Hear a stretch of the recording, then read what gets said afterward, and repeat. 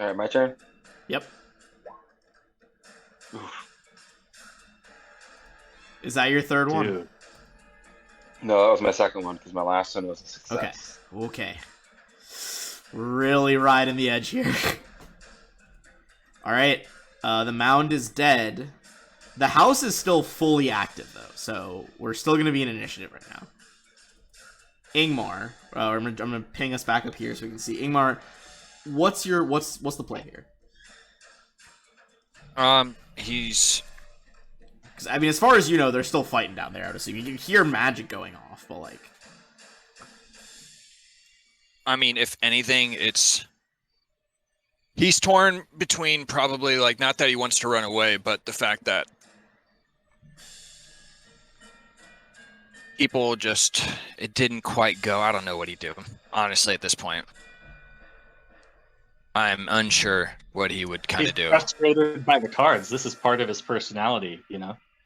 Yeah, he's very unsure of where he should go or what he should do right now. So he'll look to his cards to tell him what he should do.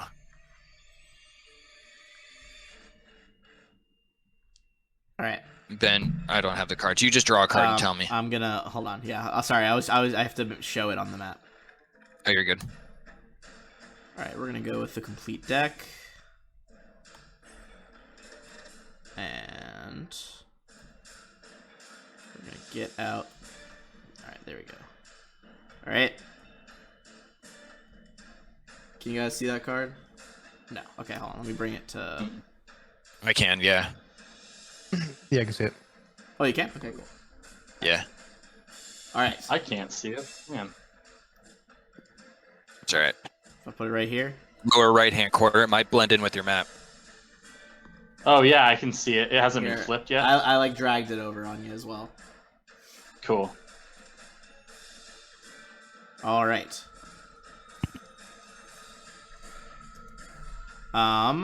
So that is the 5 stars or the Elementalist. You draw that. You know that typically that is the triumph of nature over civilization. Natural disasters, but also bountiful harvests. As you contemplate the potential meaning of that, I feel like maybe they're going to lose. But you also think about the fact that this death house has existed in this town for presumably a very long time. Perhaps without its guardians, if you can make it out, that would change the bounties of this village.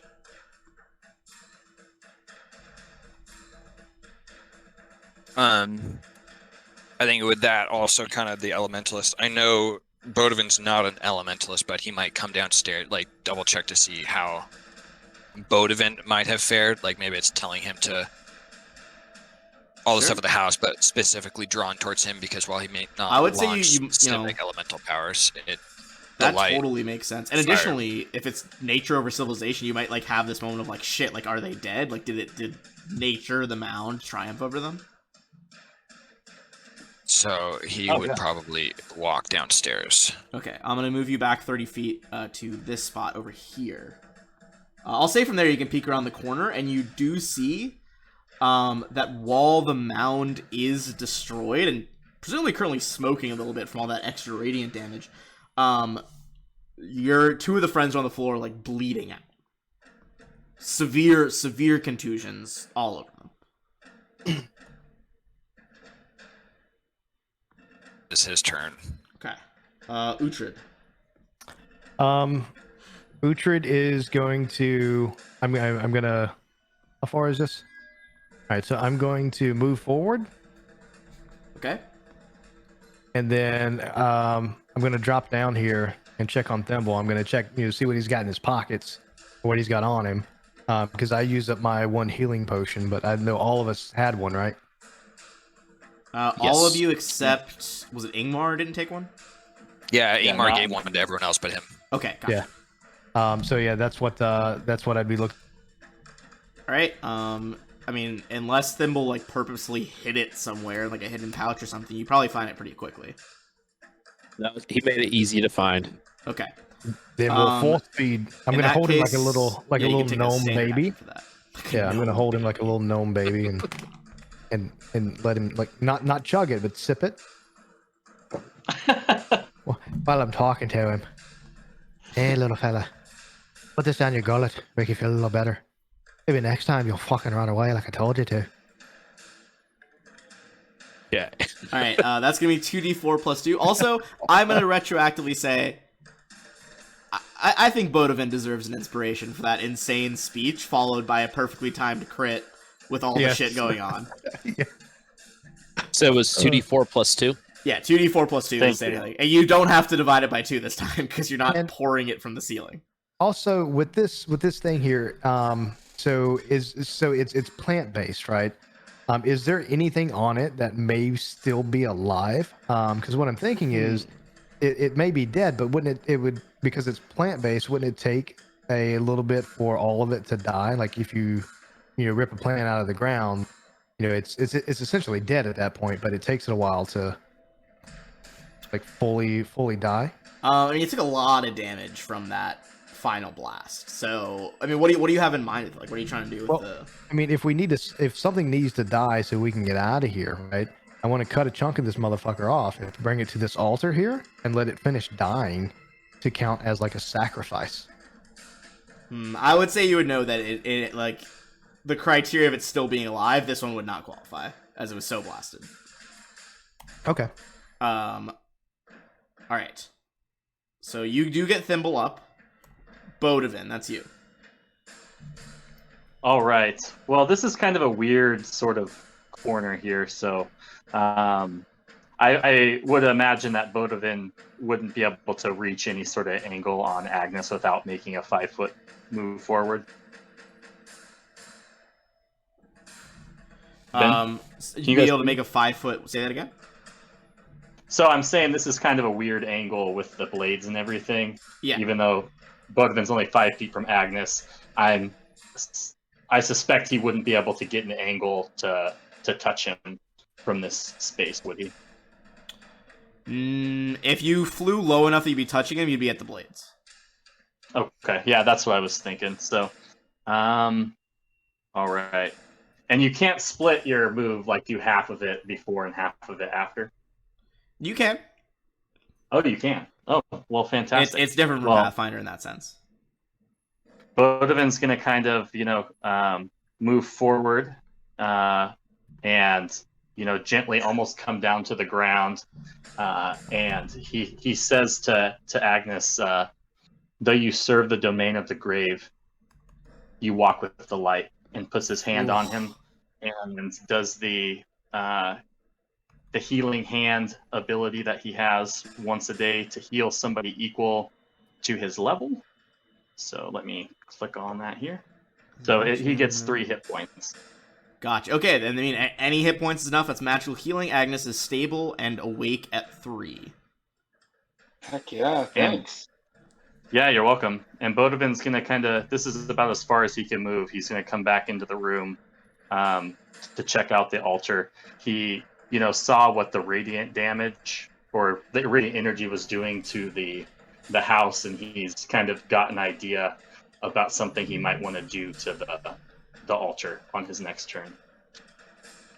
Intriguing. Thimble, you are up now. There is no monster, but you are still in a fucking death house. Let's get the fuck out of here! And then he's gonna run over to where Ingmar is, and that's about it.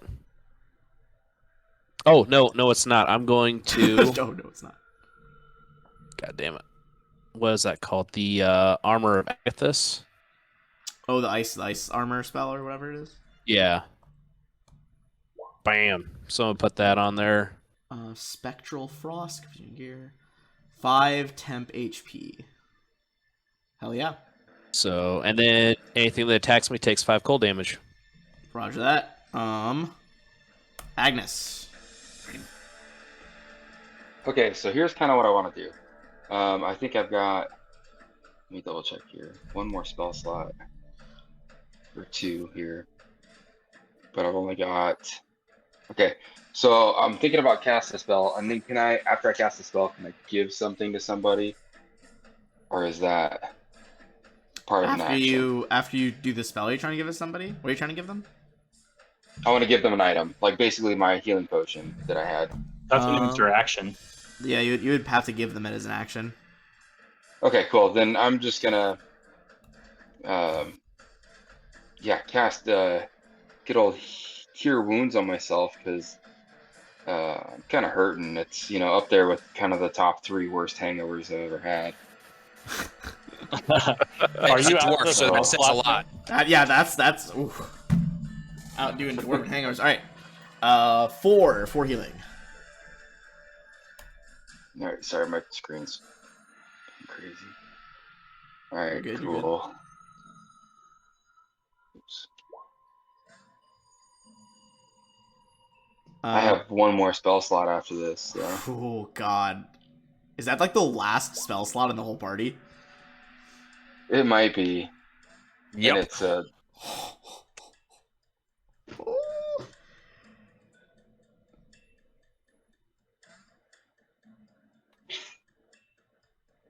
All right. So are you moving as well? yeah, and then I'd like to move. Obviously, I'm kind of fed up with this, so gonna follow my little friend here and move that way. All right. The retreat begins. Ingmar. With that in mind, I would let everyone know that we are not done yet. And I'm glad to see you all made it, but we are just beginning. And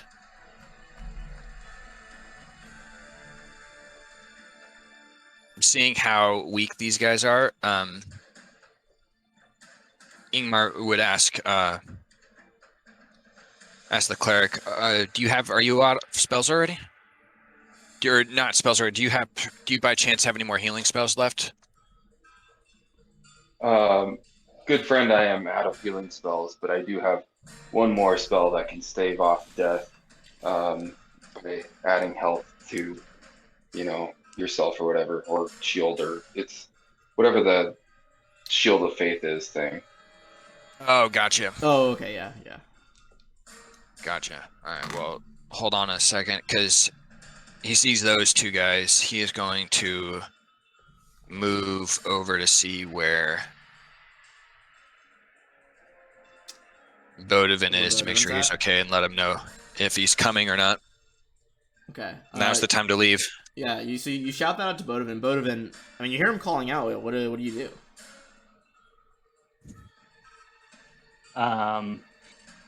Yeah, this is a tough one. So I have a I have a question about this teleport that Ingmar gave me, since it's his magic that he gave to me. Okay. Is there a way that Bodovin can give it back to Ingmar? Because I'm reading teleport, right? And it says that it doesn't have a distance of where you can teleport to. It just says it has to be a location known to you. And, no, it's not teleport. You have teleports? Just, it's got to only be 30 I don't. feet. It teleports you, but it doesn't function as the spell teleport. It's not the spell teleport. It just gives you the ability to use to teleport as a reaction. Somewhere 30 feet. 30 feet. So, okay. Yeah. Imagine if someone was trying to hit you if you were on your own and they tried to hit you, rather than them hitting you, literally just like goodbye and teleport behind them. Problem solved. Yeah. It's almost more like a blink. Yeah. Okay. Yeah, so a very, very, very short range maneuver. Well, Bodovin turns to Ingmar, and he's looking at the back and forth at the altar, and he says that this place is of great darkness, and the only way that this can be stopped is if I channel the light. I think it's time for you guys to listen to the cards and run.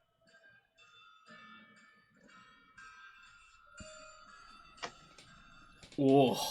And Well, Ingmar won't disagree with that, but that's his. He'd kind of look at Uhtred and be like, I haven't been doing his accent at all. Like, perhaps the rogue would like to lead the way. All right, takes him at his word. Uhtred, what about you? So I think at this point, Ooster's just kind of like, what, like, what's going on?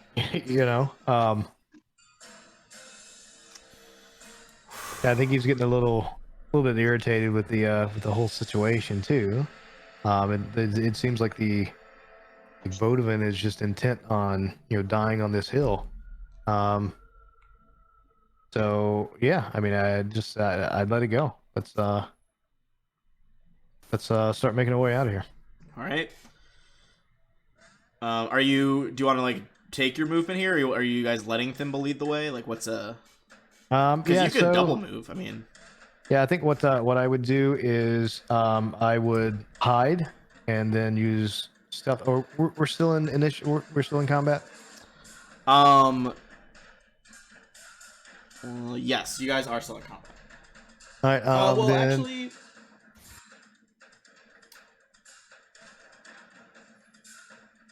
we can. I mean, it's up to you guys. You think this might be like a time-sensitive thing? You can go out of combat if you want. What's the call? As like a party. I mean, if I'm honest, I don't know what we're doing right now. Well, to be the honest, house is like alive with shit right now. So here's the deal, Ingmar. For the I don't know how many times, Ingmar's just like, guys, we have to leave. This is not the place. We've been trying to leave forever. The only reason we're at this point in time is because we didn't leave to begin with.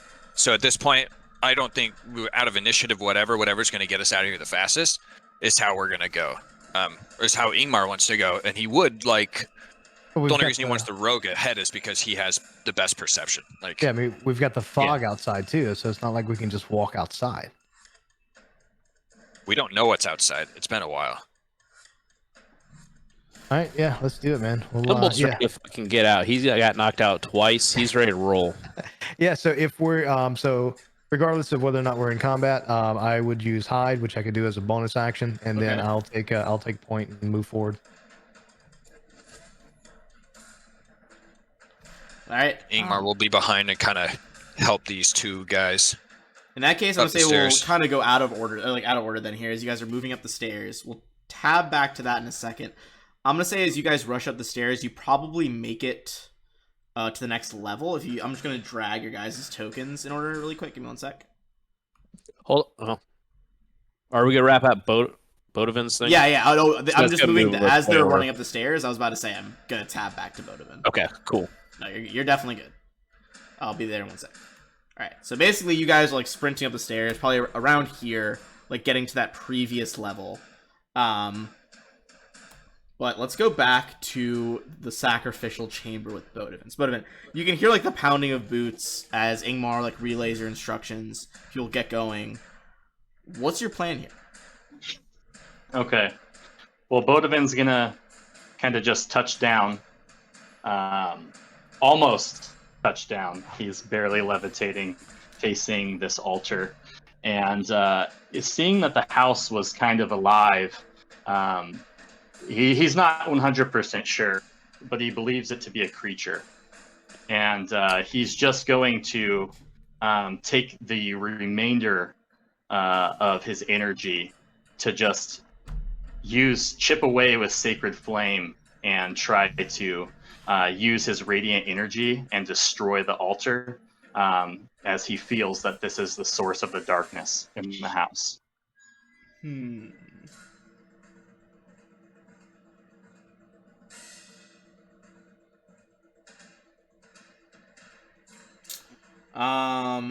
Go ahead and I'd say you successfully blasted with the first round after all. You can roll damage on that and then give me a Arcana check on it. Okay.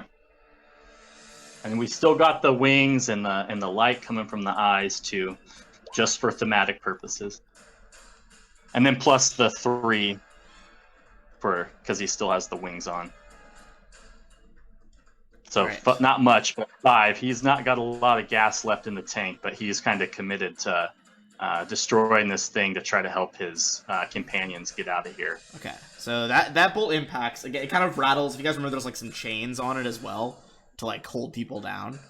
Go ahead and give me an Arcana check as you examine the altar. Okay. All right.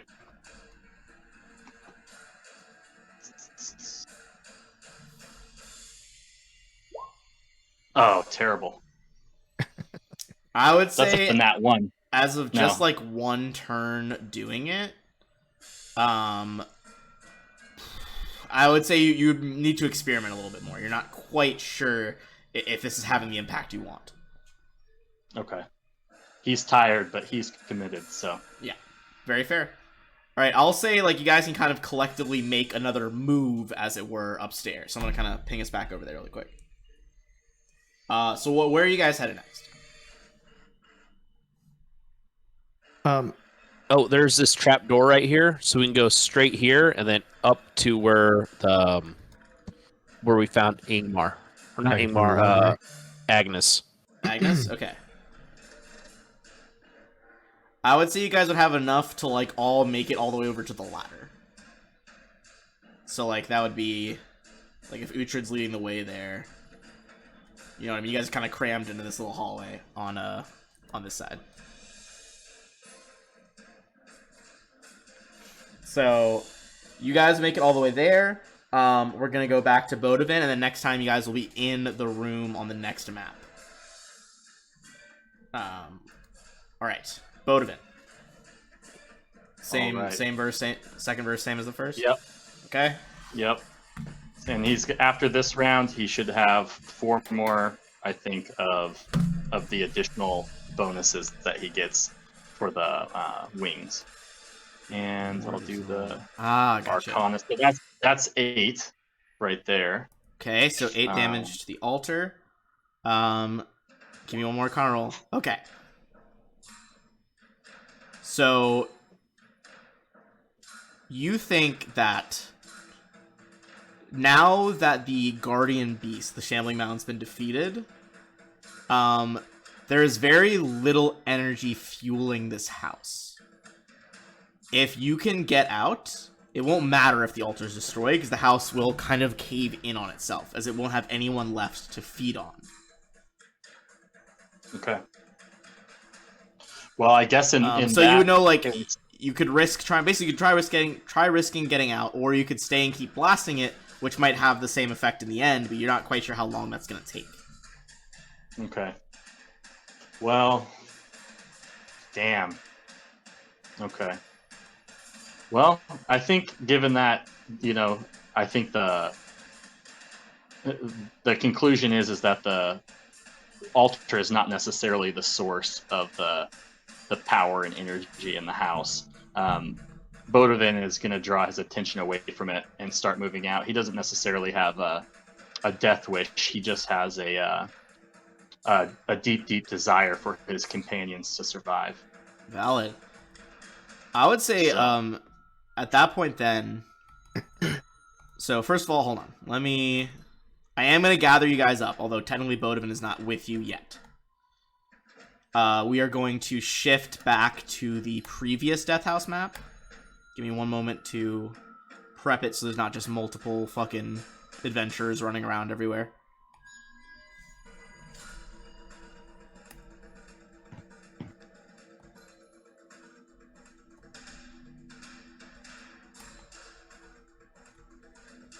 So Uhtred is leading the way. I'm going to put the rest of you guys kind of below him on the map. And what that is going to symbolize here is that Uhtred is the first to encounter the trap that's going on. So I'm going to remove some walls here so you guys get a better view. And let's shift us over to Death House main floors. Alright, so you guys can see where I pinged. Yep. As you get to the top of the ladder, so the rest of the people are in this order behind you, or if you guys want to rearrange yourselves, that's fine too. Bodavin, you're probably still another, like, round, quote-unquote, away. This room, that fire sound that was heard earlier, there's not an actual fire going, but the fireplace in here is, like, cranking out black smoke. That is filling the room. So, Uhtred, since you go up first, you can kind of halt the people behind you if you want, but you would have to make a Constitution saving throw as you enter the room. Why would I need a con save? Because of all the smoke. Oh, that's right. We established you don't have to breathe. Well, in that case, I would say you Sneaky. still. I mean, are you gonna call down that it's smoky up there though? Yeah, I would. Okay. Now that you're also on the main floor, where it's no longer like complete, underground cavern walls, essentially, the walls here appear to be heavily rotted and brittle, with the exception of the windows, which have all now gone from being boarded up to being bricked up. You can also see that the doorway up ahead has another set of scythes in it. Another set of what? Like the scythe traps, like the scythes coming out of the wall. So does that mean we can't use that door? I mean, it would just be, you could, those are all the things you see. You see the You have to roll for it. rotten walls. Hey, last time Yeah. you didn't ever have to actually go through, but if you go through those blades, you make a I would. acrobatics check. I'd call back down to. I'd call back down to Angmar. Not Angmar. Jesus Christ. Agnes, the fucking dwarf. And I'd tell him to. I'd tell him to throw me his hammer. And then I'd start, if these walls are rotten, I'd try and use that hammer to bang, see if I can bang one through, because we're on the ground level, right? You are on the ground floor. All right. So if you throw up the hammer to him, Agnes, that's gonna be Absolutely. You are going to make an attack roll if you do that. I have to make an attack roll? Uhtred would. Are you handing him up the hammer? Yeah. Okay. Uhtred, go ahead and make an attack roll on the wall. It is a big ass wall, so the AC is pretty low. Do you want me to add the hammer to my sheet, or just roll something I got? Do you have just like a dagger or anything? It would be. I guess you don't have. You use Dex. So just do a straight strength roll, and then we can add your. Just strength. I don't think you can't, because it's not a finesse weapon. Yeah. So you can't add just dex roll to that. roll just your straight strength roll. Now, does the inspiration? Am I still inspired? Does that do anything for me? You have the inspiration. That's just if you want to spend it on this, you would get advantage. Yeah, man. Let's do it. Okay. All right. So this is going to be a strength roll with advantage. And I can't use sneak attack on a wall. No, there are no critical points on a wall to take advantage of. Wow. That's athletics. Oh I'm sorry. my I'm goodness. sorry. Oh, that is an It's athletics roll. Roll straight strength, because that was not. Jesus Christ. Strength. Where are you? You have to go to the ability score on the left side and actually click the word strength. Okay, there we go. All right, let's see. Oh, yeah. Well, thank God for the advantage from inspiration. Another one. The 9 does hammer's hit pretty the heavy. wall. I believe since you have a negative strength score, this is going to be the damage of the hammer -1. So what's the damage die on your hammer, Agnes? Wait, what was Agnes? What was the DC or the how tough is the wall? What's the AC? It was of the AC rock wall? 5. It was AC 5. Oh, that was That's awesome. Before I realized it was athletics, I was like, I'm blown away that was a miss. Oh man. So, it's 1d10 plus 3. Okay, so for you, it'd be the 1d10 -1. So go ahead and roll that damage, Uhtred. See if that's enough to shatter through. The walls are rotten, but, see if it's enough. I believe it's minimum 1, so a crack appears on the wall as you don't quite... This wasn't a very graceful swing, and the damage reflects that fact. Right. I would do it again. We got to get out of here. This is Hold on, probably like Thimble I would trying say... to- So you could do it Thimble again. has Eldritch Blast, and that's force damage. So he's gotta throw one out against the wall. I will say, if you need to get an angle on the wall, you will have to enter the room, in which case it'll be a con save with the smoke that Uhtred told you about. Ooh. So just let me hammer at the wall, guys. Yeah, never mind. Yeah, go for it. Okay. And I'll be So back. Bodavin is Look at basically that. there's Look at gonna be that. Look at that. oh. It's a crit. I was gonna say one more swing and then Bodavin catches up on the next round of swings, but that crit, I mean, that's gonna be You hit it. 2d10. 5. Good job. Well done. 2d10 minus Home run. 2. Oh, 2d10. Yeah. So That is what our. Actually, no. Let's do this. you can just roll another d10 if Just you do want. another Just add them D10. in there. Yeah, Yeah, it's too, yeah. faster. All right, so we got a 4, And we got a 7, so 11 minus 2 is 9. That is enough damage to break the wall open. You can see the front lawn area with those creepy rusted gates. Unfortunately, as you break the wall, in this rotted, fetid wall, a host of rats swarm out. Come on. Now, are the rats at a disadvantage because of all the smoke? No. So now we are going back into initiative. Bodovin, you are, once we go into this initiative, sorry, let me clear the order really quick because we're on a new map. Bodovin, you are 1 move action away from being in this line. Does that make sense? Sure. So everybody's gonna get 1 more turn before I get back to them, basically. No. So you can roll in right now. You just have to take 1 move action. We'll get you, like, to this ladder area. So if you double moved, you'd be in this room fully. Okay. So, I mean, with one regular movement, can he see everyone? I would say 1 regular movement would put you by Ingmar, who's like near the bottom of the ladder, back in that, like, the black sphere room. Okay. And can I see where this hole in the wall is? No, because it's like it's stone tunnel, ladder at the end of the tunnel. Ladder goes up through a trap door in the floor to the top, to the first floor of the house. So there's no actual angle to see the wall. Okay, he'll just double move up to the point where he can see. Okay, well that'll be on your turn. Like once we get to your turn in the initiative order. Okay. Am I still inspired? How long does that last? Inspiration. That's just a one-time thing. You spend it. Okay. Is that hole big enough for us to get out yet, or do we not know? Is it just like a hammer hole, or does he have to hit it a couple more times? No. So that it is big enough. Okay. Basically, and if there was like 2 walls, like the rats were in between the walls, and now they got out. And we have to get through 1 more. So you broke out to the outdoor. That's what I was saying. You can like see that rusted gate outside. The only issue is that damage enough to break a 5-foot section of wall. So like the rats are like directly in the way. So basically, like imagine, I'll just draw like an X, like right behind the rats. It doesn't want to let me draw, but like right behind the rats is where the wall is destroyed. Right here. The swarm of rats is up first. Smash some rats. They are going to go under Uhtred here and attack you. Yeah, they are.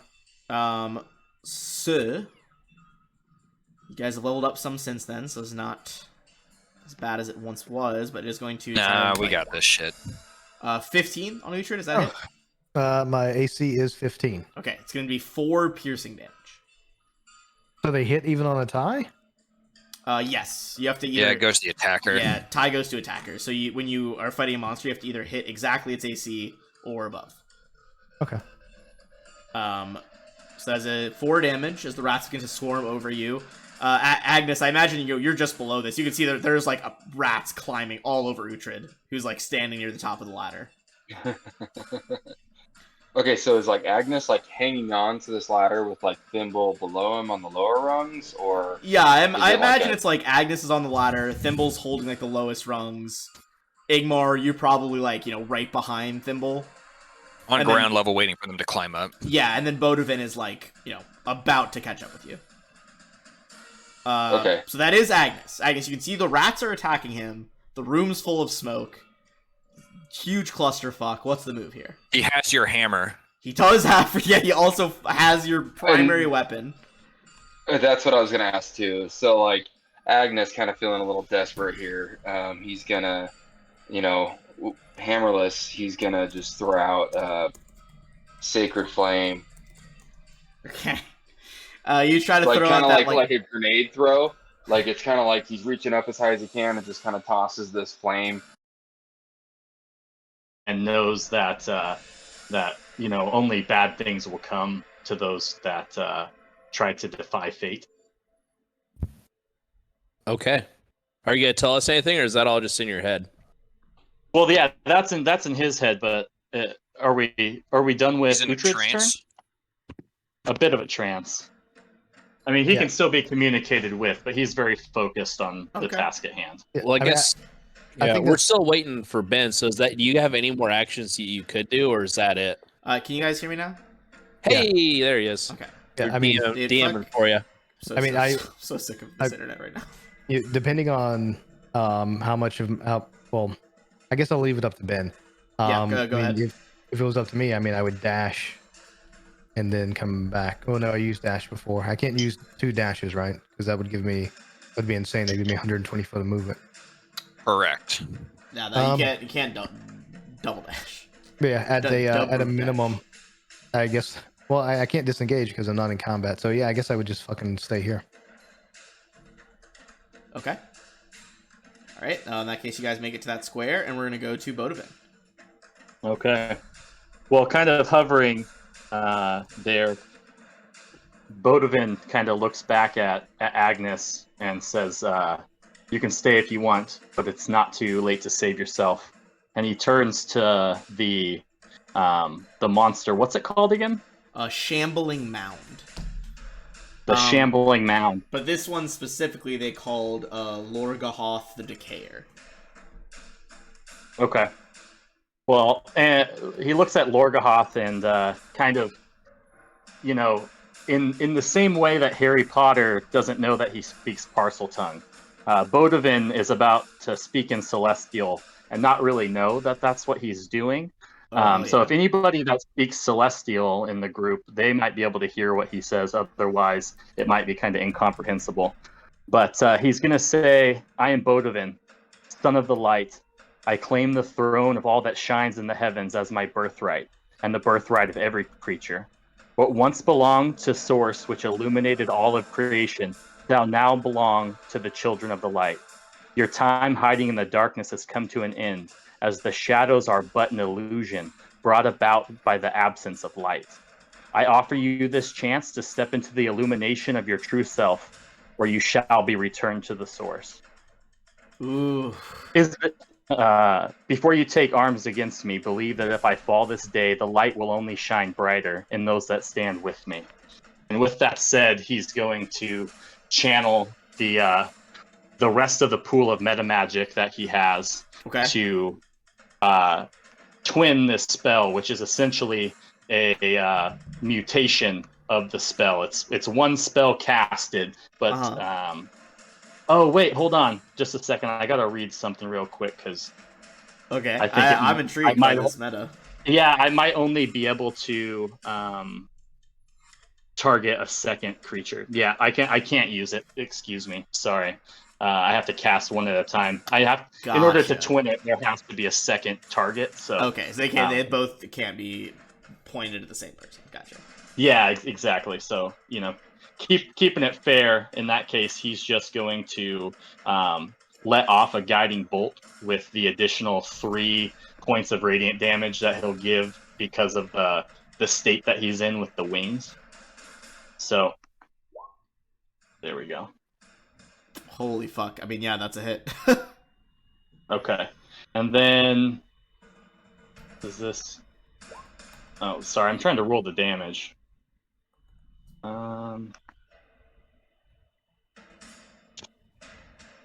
Sorry. I'm trying to do it from the main sheet, but for some reason it's all clicking as like one single thing. Okay. Guiding bolt. I guess I'm just gonna have to do the 4d6 plus 3. So give me just a quick second. You're good. All right. Always good to do that old /R. Yeah, here we go. This plus 3. 3, 11, so 14 total. All right, it's gonna take that full damage.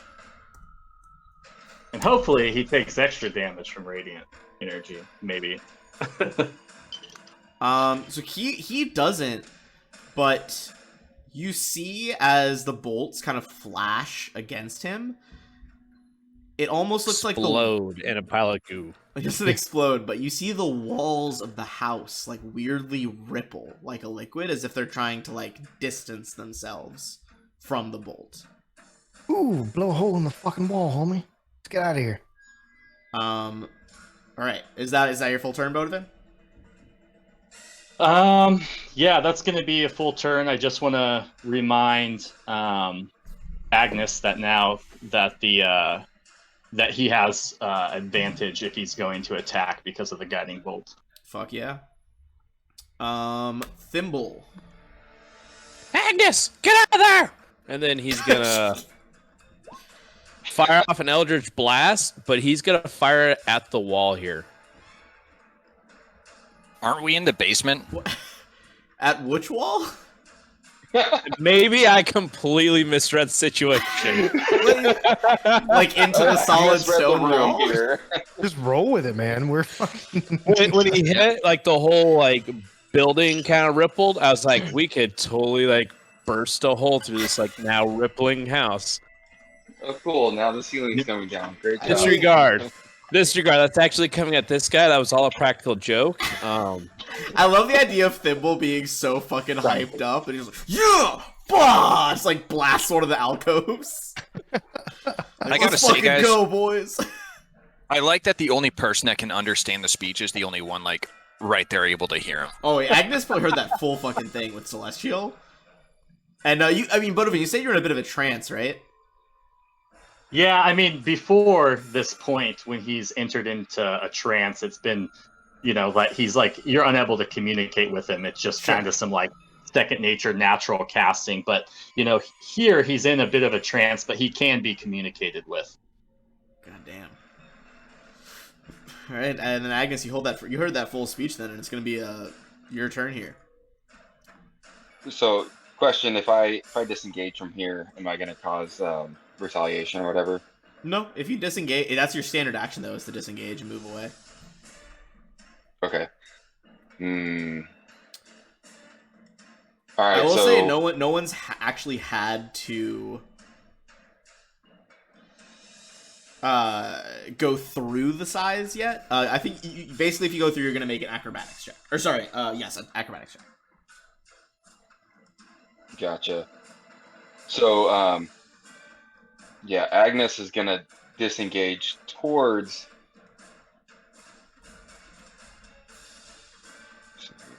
Towards the side? Or towards the sides? Towards the sides, yeah. Okay. Because I've only got 25 as my movement or whatever, so it's pretty poopy. pretty poopy.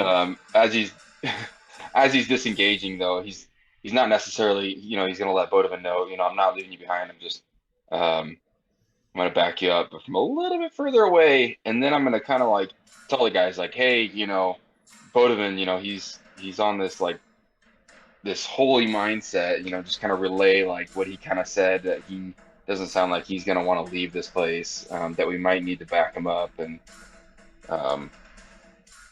is this really the best choice is to leave or whatever. Okay. So, and that's all I can do after I disengage. I can't throw any spells or anything. Disengage is a standard. See, you could do a movement or a bonus action, but you can't do like a spell or an attack. Yeah. Okay, well, I'm just gonna hang out there for a sec.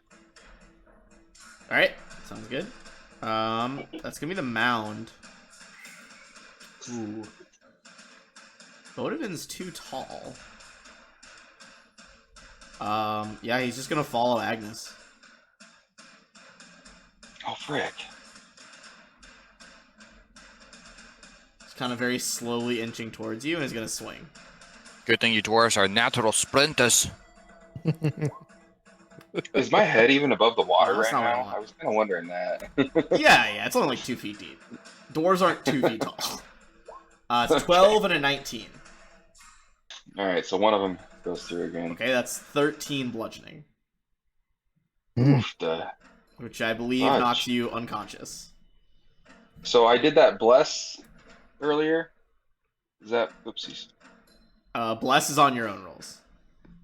Okay, never mind. As it was.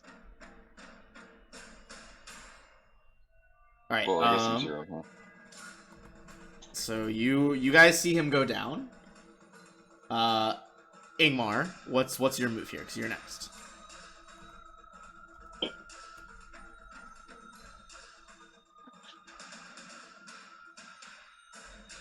Ingmar, the diviner. Got some bird problems? Get in here and do some fucking divining, son. You are muted if you're talking, so I don't know if you're purposely muted or unpurposely muted, but worth a shot. Why don't you avian your ass over here and help us out? Ingmar the Aviator. All right, we'll assume we'll delay his turn till after Uhtred here. So Uhtred, why don't you make a move while we're waiting? No, I was here. Sorry, Oh, okay. I was muted the whole time. Called it. Likely excuse. So he's going to use his action to bestow the Tail from Beyond on himself, which is essentially that's the teleport tail one? of the clever animal. No, I got the clever animal one. Okay. Which for the next 10 minutes, whenever I make intelligence, wisdom, or charisma check, I roll an extra die after the d20 and add that. Okay. So nothing too much. That's still, I mean, hey. It all matters in this final section here.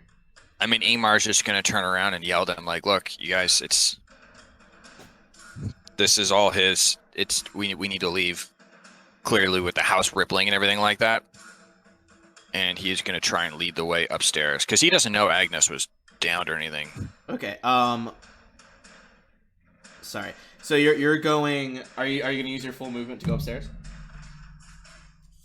I used one action for the Tales from Beyond, so I don't think I can move. Can I? I mean, you still have your move action, right? Isn't that just a standard action? Oh, gotcha. Oh yeah. You're right. So then, sorry, yes, so I will an move. Ben Yeah. sounds too I mean, you can excited just leave about me that. right here for right now. It's a trap. He sounds too excited about it. Oh shit! Yeah. Everything's fine. He's like, shh, Shut up. Shh, Um, quiet. just let it happen. Okay, so you were at this square, correct, Ingmar? I'm gonna assume yes. All right. So Ingmar is actually gonna move to this spot over here. You're at the top of the stairs on the next floor. So that's gonna be Uhtred back down on the previous floor. Okay. So Uhtred, obviously, he sees Agnes go down here. Mm-hmm. He's still standing on the ceiling. He's going to look back at Thimble and just kind of give him that. So him and Thimble have worked together before, right? Yes, I mean most of you guys had presumably at least gone on one or two jobs, with the exception of people with slightly different backstories. But I would say you guys have definitely seen each other on jobs for the mayor of the town you're at the beginning. All right. So yeah, he's Yeah, gonna we look had it where back those at- two specifically had worked together, Yeah. and then the Yeah. casters had worked together. Gotcha. So he's gonna look back at Thimble and kind of give him that. Yeah, it's been kind of fun, look, and he'll say something like, "You go ahead and make a run for it, there, little Thimble. If I come back as a rat, I'll be sure to seek you out." And then he's going to move forward. Okay. And So you're still on the ceiling, so you don't need the yep, blades. still on the ceiling. And I am going to use my short bow against this guy, but I would also like to use my D4 from Bless. Okay. So you're not within 10 feet, so there's no disadvantage because you're on the ceiling and 10 feet back. So that's fucking hypotenuse. 20. That is Damn. gonna do it. Yeah. As the arrow whizzes out, thunk, right in this thing's body for 4 piercing. Oh, why didn't I have? I'm sorry. I've got sneak attack on. Oh, sorry. I literally my mic was blocking the top part of that for a second. Yes, with the additional 8 sneak. All right. Bodovan. All right. Well, unfortunately, I had to refresh my page, so give me just a second. You're good. All right. I'm back down here. Kind of seeing how distracted this thing is, trying to get through this shredder door after Agnes. Bodovin's going to kind of, not stop the attack, but he's going to, slow it down a little bit and not burn himself out too fast. And in this instance, he's going to take the opportunity while the monster's had its back turned to take an action to cast True Strike. Okay.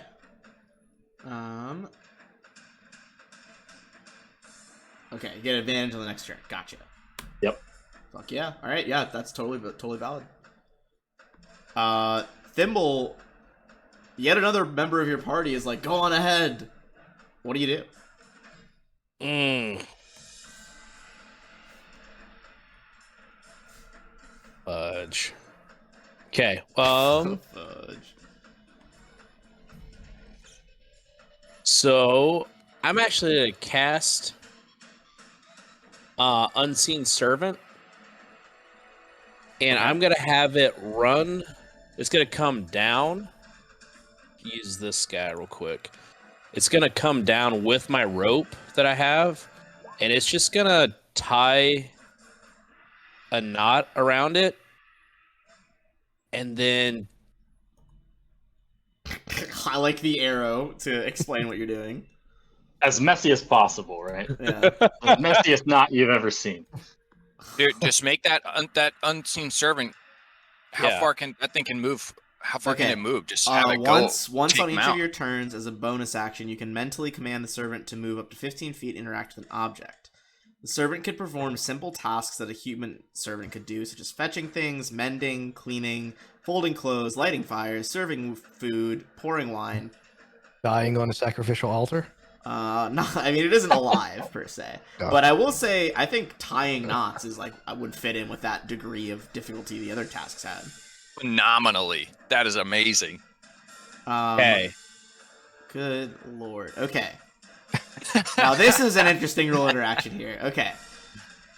So presumably it's like your level of skill here at tying stuff. Okay. I guess that would probably be what, a survival check or something like that would be. I'm gonna say sleight of hand, which I think is actually a bit better for you than survival. Well, yeah, it's close. Sleight of hand, I don't have proficiency in, but I've got +2 because my dex. Survival is a 1, but I've got proficiency in it. So I guess let's just go sleight of hand, like we said. I want to say if I don't think a 7's gonna do that. So you can try again next turn as a bonus action, but you guys do see the rope is kind of like hovering in and around this monster. And casting that, I think, is my full turn or my action. So I think that's it. You can take a movement if you want, or a bonus action. I don't know what bonus actions you have available right now, but the option is there. Let's see. I think that's...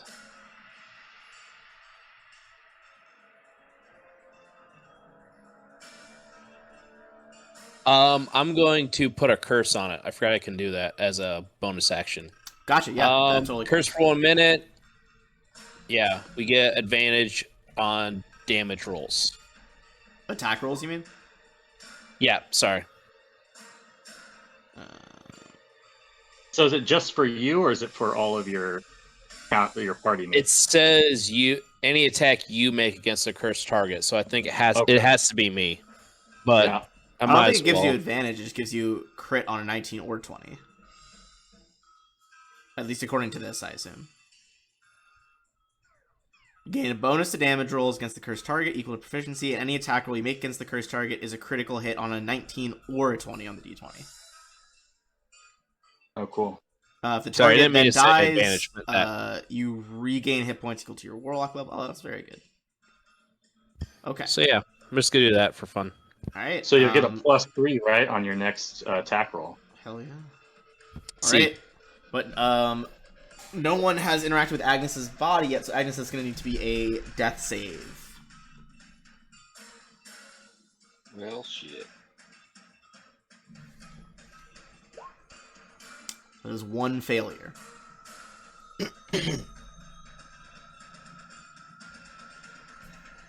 That sucks. All right. That is going to be the shambling mound.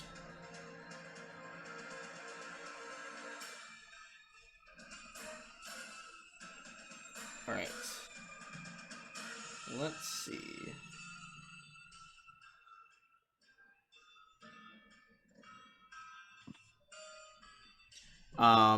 The shambling mound is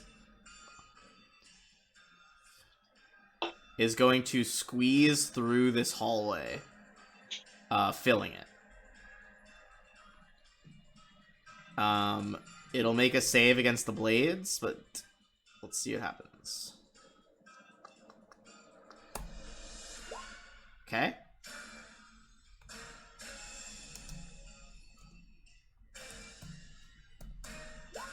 It's going to take 15 damage. And as it does that, it is going to swing twice at Thimble. Well, fuck off there, bud. It's 20 and a 25. God damn it. Yep. Those both hit. Alright, you're dropped unconscious. Let's see. Okay. Ingmar. You are up above. Do I hear any of this? Like, do I hear, like... I mean, obviously I know there's fighting, and obviously they're not listening to the cards, but would I hear, like... Is Uhtred down? Did he get attacked when the creature walked through? No. Uhtred's on Awesome. the ceiling. Uhtred's on the ceiling. Oh, but there he's up like 3 I would feet say of you water, definitely so he's hear not as low. the shambling mound, like, roaring.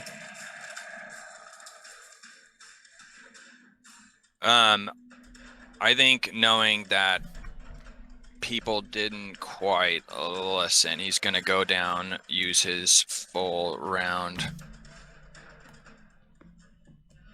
5:30, and see Sniggle Fritz down, and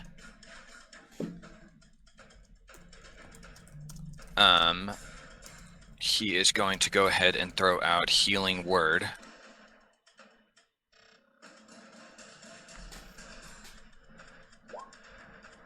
Alright, who's that on? On Thimble? Thimble? On the Okay. ground. Cool. Thimble heals for 5 and is up. Anything else?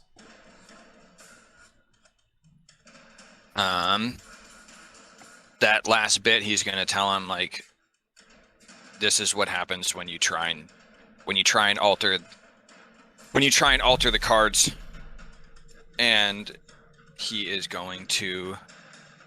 That's it. That's all he can do, actually. Okay. You get to the bottom of the stairs, get Thimble back up. That's going to be Uhtred, who is above the ceiling. I will say, now that it is directly below you, it appears that not on a diagonal, you see its, like, faceless body does look up and look at you, quote unquote. This thing has effectively blind sense, so you got sneak attack before because you were out of its range, but it can now sense you. Okay. So Uhtred's gonna look back and see Thimble kind of coming to his feet, and he'll shout out to him. He'll say something like, what's the point of being a fucking hero if you're too goddamn stupid to move? Actually, I guess God doesn't exist, right? God's damned. You're too goddamn stupid. I think what I would do is I'm gonna put some space between me and old Fertilizer Face here, just so that I can use a short bow. And because what? Fertilizer Face. That's pretty good. That's his name. That's his name. So with my positioning, since I'm on the ceiling and I'm kind of like firing down at him, does that not give me any type of advantage? Because I've got the high ground. You do have the high ground, but this thing doesn't really, like... It's just like a massless ball of vines. So I don't think there's advantage to be had on it. Okay. At least not with that scenario. And we didn't get any of those healing potions earlier, right? Didn't Agnes had all of those? You each have one. Everyone has each one. got one from that last Except session. Ingmar. Everyone has one except Ingmar. I wonder would it be possible for me to take that potion and just like throw it at Agnes's face and hope that some of it gets into his mouth? like from the ceiling, throw it at him? Yeah, just like fucking throw it down, just like it splatters on his face. Love that idea. I think you could Yeah, make a sleight of hand check to try to pour it into his mouth from like 15 feet up. Dude, It's wait, like when you're like before trying to do you- a chug off the ceiling. Like, Yeah, off of, exactly. Like a second-story balcony. Like, you're Someone's trying to like pour pouring this the bottle out. from the balcony. Yeah, it's absolutely like that. Before Uhtred does that, you could try to toss it to Bodivin, because I can give it to him as a bonus action, right? But then that puts you within the range of the beast here. So if I don't want to meta it too much, but I think knowing that if you passed it to someone, they'd have to get close. I don't think that's meant. I think that's just like that's just what would happen. That's tactics. all right, sleight of hand it is. Fingers crossed, fellas. Can I add my D4 to this, or did From Bless, Yeah. I think it's concentration. So if he went down, it would have gone.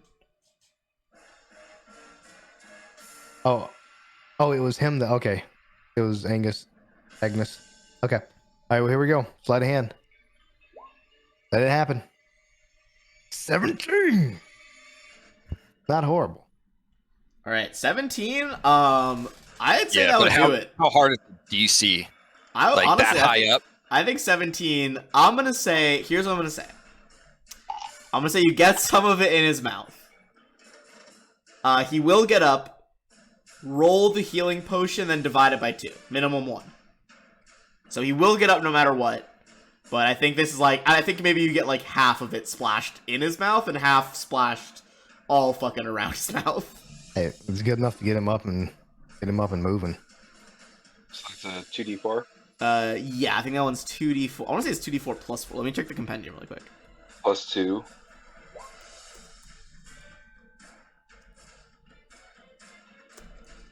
So I get what, 3 back?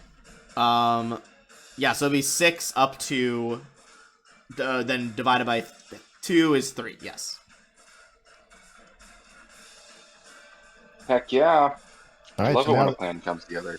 now that he's up, as he's starting to get his bearings, Uhtred's gonna yell at him, and he will say, "Move your dwarven ass out of the fucking way."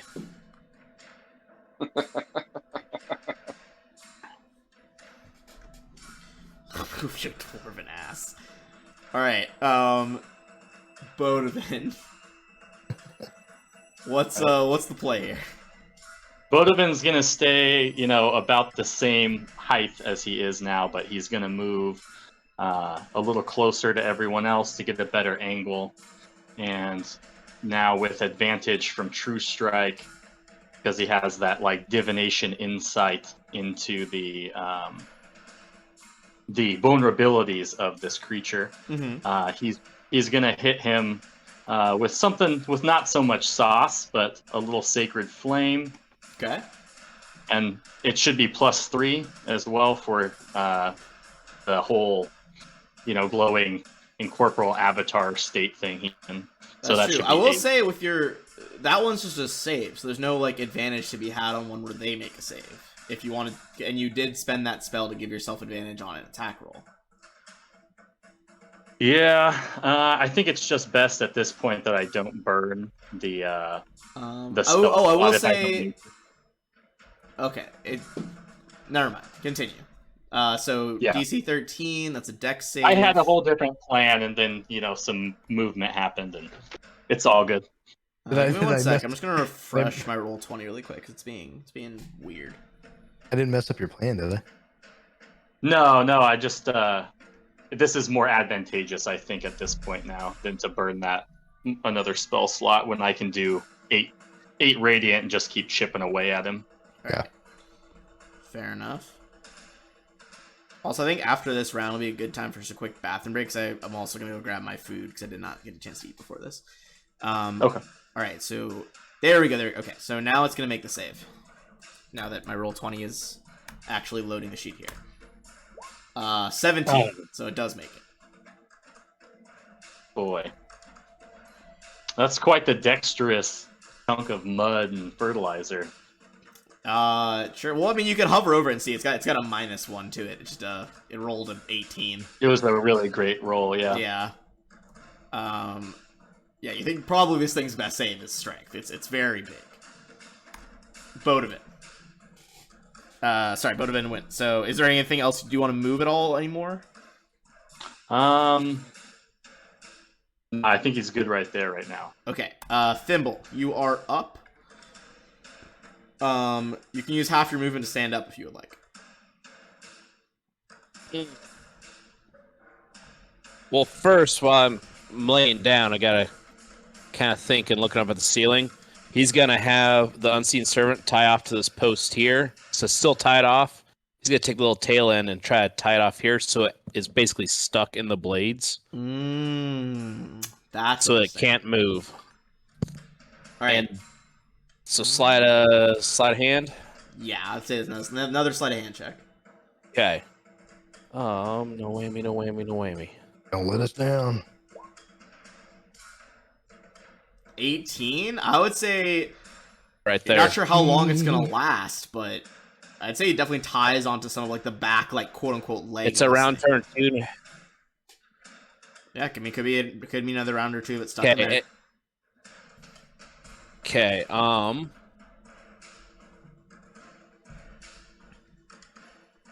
let's see. What I'm also going to do is I'm going to... This might be really stupid. I'm going to cast... You're gonna cast move out the fucking way?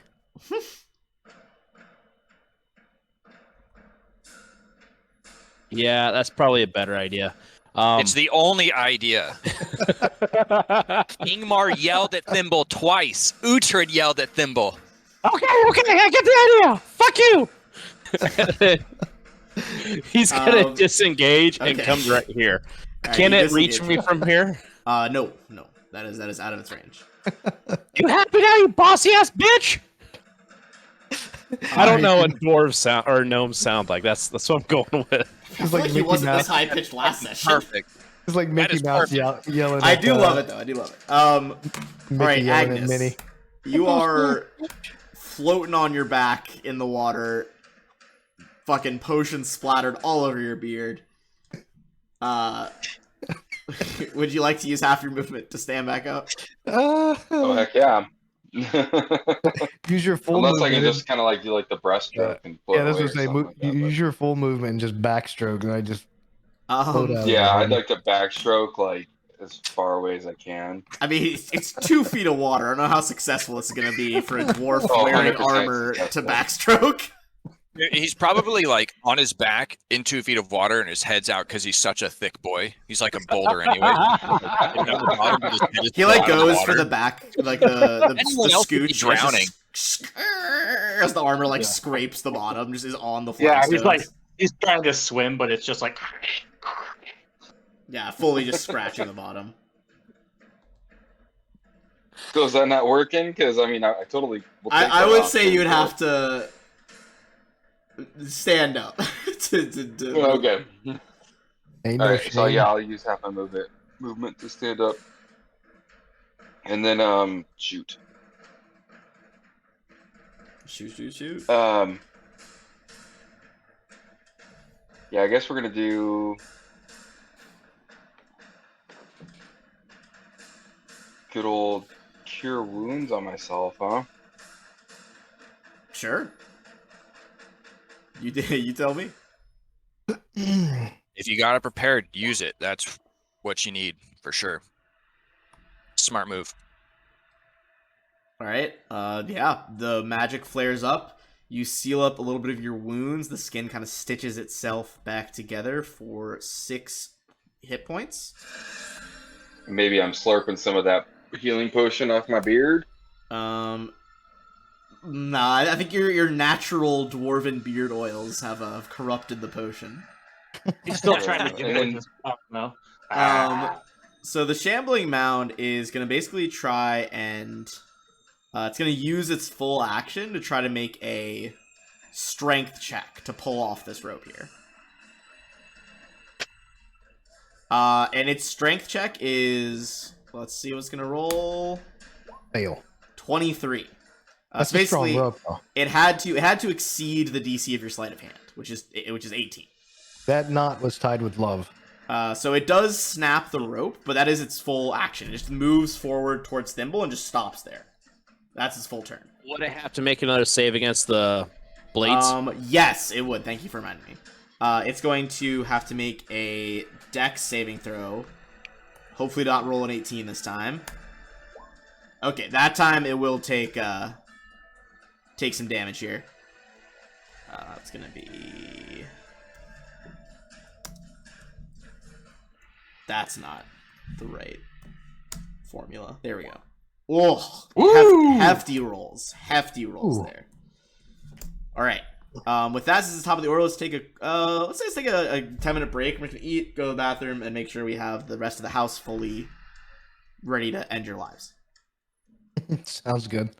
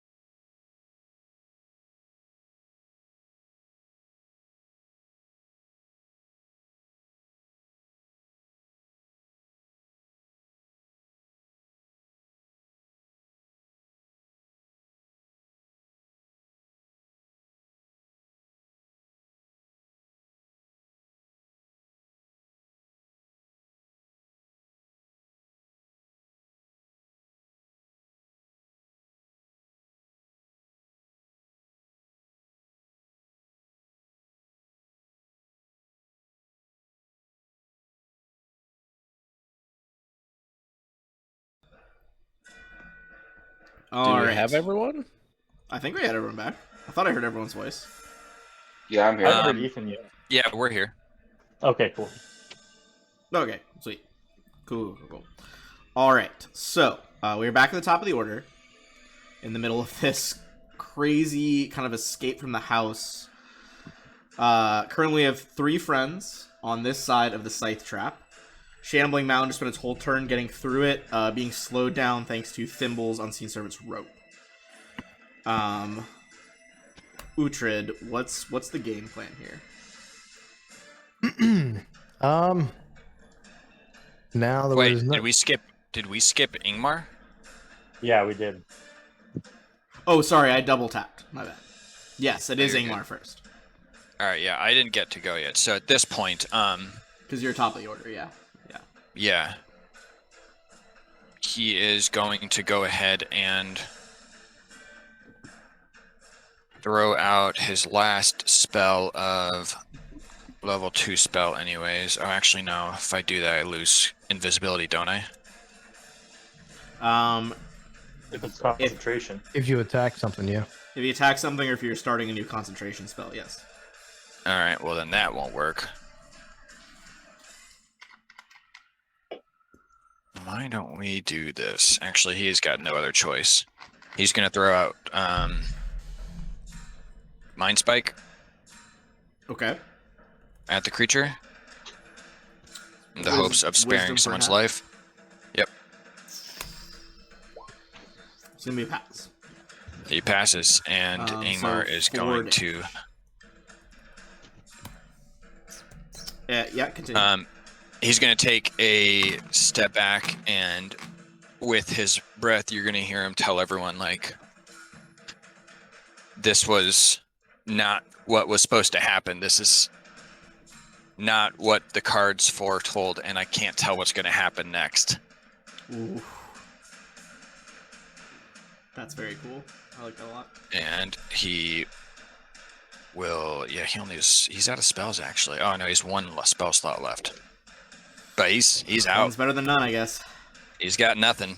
All right, Uhtred. I will say, you guys have seen this thing move a few times now. It's not fast. It appears like a 1 move action for it is only 20 feet.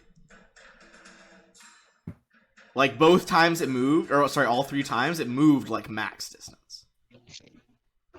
So, just something I think might be lost in like me moving a token versus like I think you in character would see that it's doing that. Well, that and it takes up like 6 tiles. It is a thick boy. Yeah. So I think, I mean, for right now, I'm just going to move here. I'm not in the same tile as him. I'm standing above him, and we'll just shoot another arrow at him. All right, yeah, fuck this dude up.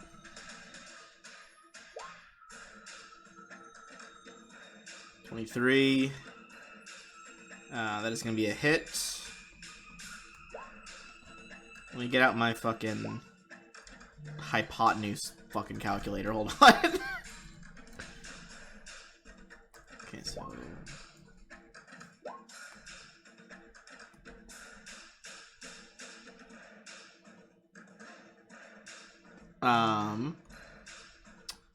is gonna be, yeah. So it's just a regular attack, no no sneak attack, but that is still 6 piercing damage as your arrow like again joins the previous one, like lodged in this creature's body. Yeah, I didn't have sneak attack on. Yeah, it's all right. I just wanted to make sure I wasn't depriving you of a sneak attack bonus here. But I mean, you've only moved like 5 feet. And remember, unlike Pathfinder, you can, like, continue your movement. Yeah, but You don't have to, I'm just saying, like, yeah. the option exists. I mean, I guess I could. What do I get? I get 35. I think that's your speed. Are you Yeah. at 30 or 35? 35. So I think I'll move to this square here. And then what I'll try and do is keep attacking from the front to try and push him back eventually. Fair enough. Brings us to Bodovin.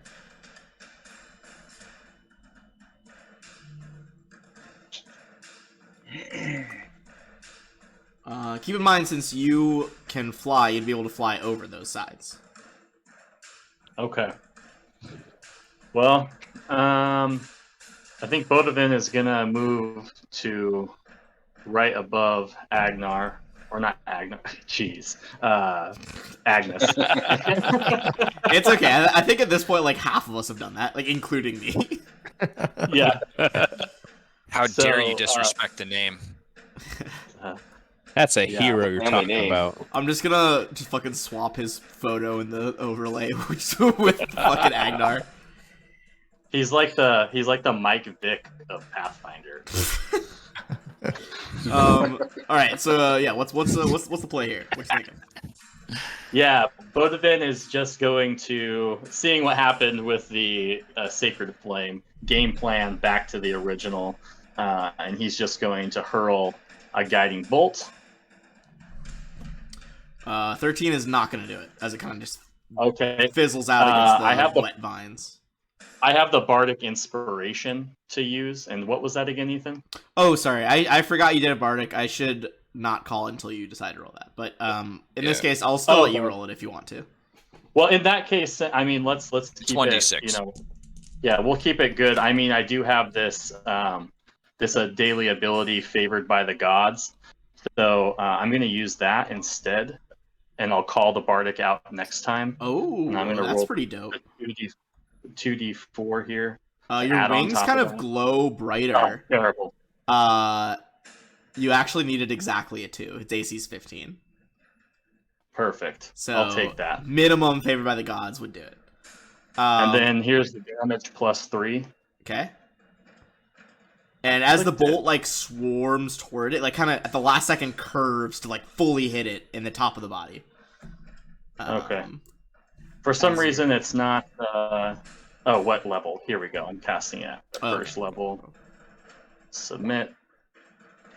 So 10 plus another 3 for 13. I must say, you guys are doing a pretty good job. This thing's starting to lose vines left and right. Thought this guy was going to be a bigger issue here. Well, I guess it has knocked out 2 people. Yeah. Thimble.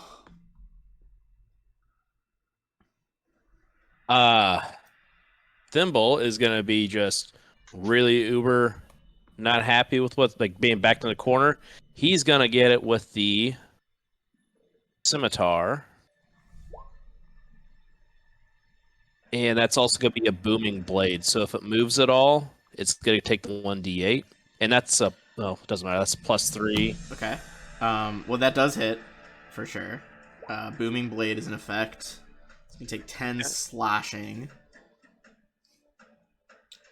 Anything else? Or is that your turn? Can I drink that health potion, or is that a full action? I believe that's a full action. Okay. That's it. All right. In that case, it's going to be Agnes, who's still on the ground in front of... Yes? Yeah, big O. I still have my unseen servant. Yes. Can I have him light a torch and try to light the dude on fire with the torch? You could try. Yeah. I would say give a melee attack roll, so for you it'd basically be the scimitar. But I'm going to subtract... They're not supposed to attack, I don't believe. So I'm going to subtract 5 from this roll. He's not going to attack. He's merely going to drop the torch onto the guy. Okay. Alright. I would say he drops it on the guy, but it does just fizzle out because he's so wet. Or like, the torch doesn't go out, but like, well, shit. Not catching. All right. Well, that's going to be the mound. Wait, wasn't it Agnes's turn? Sorry, I keep double clicking. I should have a less sensitive button. Come on, Agnes, help us out. All right, Agnes. All right, so I stood up after I healed myself, right? Or are we counting Correct. my You failed you attempt to reverse backstroke as a no thing? no no. You stood up. You stood up. Okay, cool. So Agnes is gonna try to use this guy right here. So you see Agnes like sitting in the water. He's looking kind of like a drowned rat, but he starts to concentrate and Schwam! So I just concentrate on that ray of enfeelment. Lances forward. Black beam energy. So you make a ranged spell attack against the target.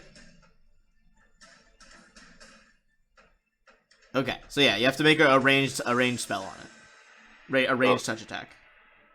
And the A ranged, bless that was sorry, on ranged before is spell gone. attack. A ranged attack. So Does my basically, if you have bless like a still work crossbow or if something, I went it's down? the same, I believe. No, the bless went down because Bless went down Bless because you is were off. unconscious. Right. Okay. but So I have to like. so under your There should be an option on the sheet. yeah, under your attacks, it should be there for that. But if not, what you can do is if you go over to your spells, does it not have... Sorry, I'm looking at your character sheet right now, if I'm messing it up. Okay, you're good. You're good. Damn, that didn't do it. I would have thought Nope. that the spell would have done it. It's yeah. supposed to be added to it. Yeah, let me try this real quick. Add to attack. There we go. Any luck? I'm pulling it back up to see if it adds it to his... Fair enough. On the core. So if you go to the core, yeah, go to the core. The core? Yeah, his Oh, core there we part, go. his Okay. core sheet. He'll be Yeah, able to yeah, see yeah. Ravenfield, and it there. You just click it and it adds it for him. Oh, dope. Okay, cool. We're good. That is not gonna hit him. Fuck, that was a Whoa. ballsy move though. It was I like it. a rough roll of the die for sure. Wait, no, he doesn't. So have the you can bardic. you can Never mind, attempt to that's get through here. Remember, you're gonna have to make an acrobatics check. So yeah, I'm definitely gonna try to do that to get over there with my buddies. Question. So like this dude who's, made up of fertilizer, roots and vines and bones and Sure. dead stuff. Did he like break off, bend, distort any of these blades in here Unfortunately, he did trying to not. make this? It looks like these aren't necessarily like true physical blades. It's like a manifestation of this haunted house. Sorry, Budovan, I kind of moved you there real quick, but Oh, okay. sorry. So I'm gonna Yep. make an acrobatics check then. Yep, you kind of hook a left there on the diagonal to get into the next room. That's not gonna do it. Oof. Do I even make it over there? We're about to find out. It says no matter Not what, very you make it acrobatic. through the doorway, you might just be unconscious. You fall unconscious in this square right here. Oh, lovely. You kind of just get cut up a bunch, and as you make it, you're like, oh, I made it. Just like fall forward on your face.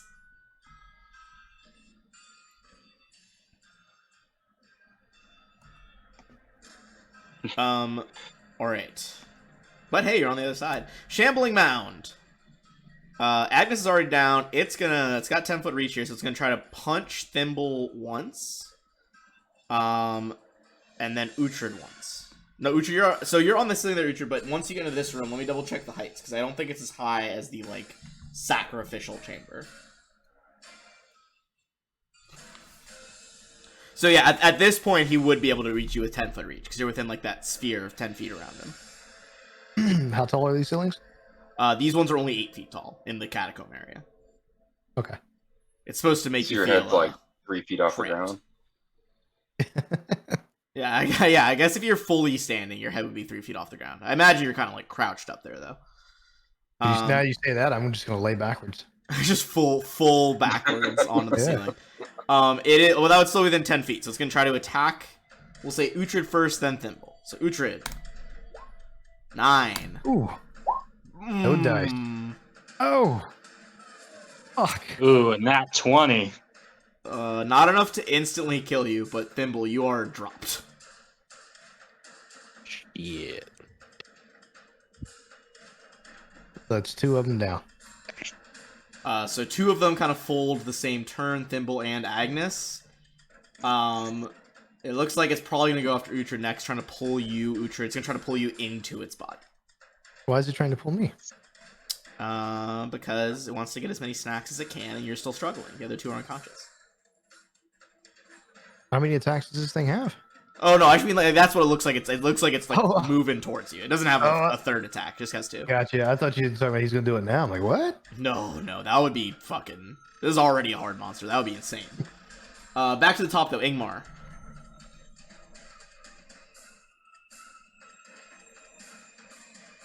Ingmar is, with his head looking around the corner, seeing what happened, is at a complete loss of words right now. Oof.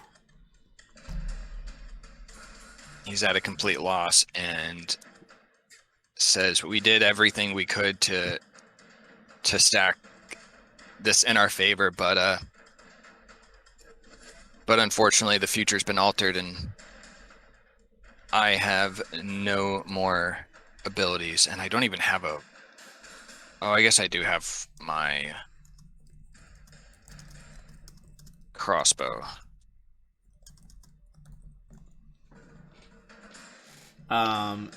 You still have a crossbow, don't you? Or you just mean it's not on the sheet? Yeah, no, I do. It's not on the sheet anymore, which is weird. You should be able to just drag it on from the compendium pretty quick. Yeah.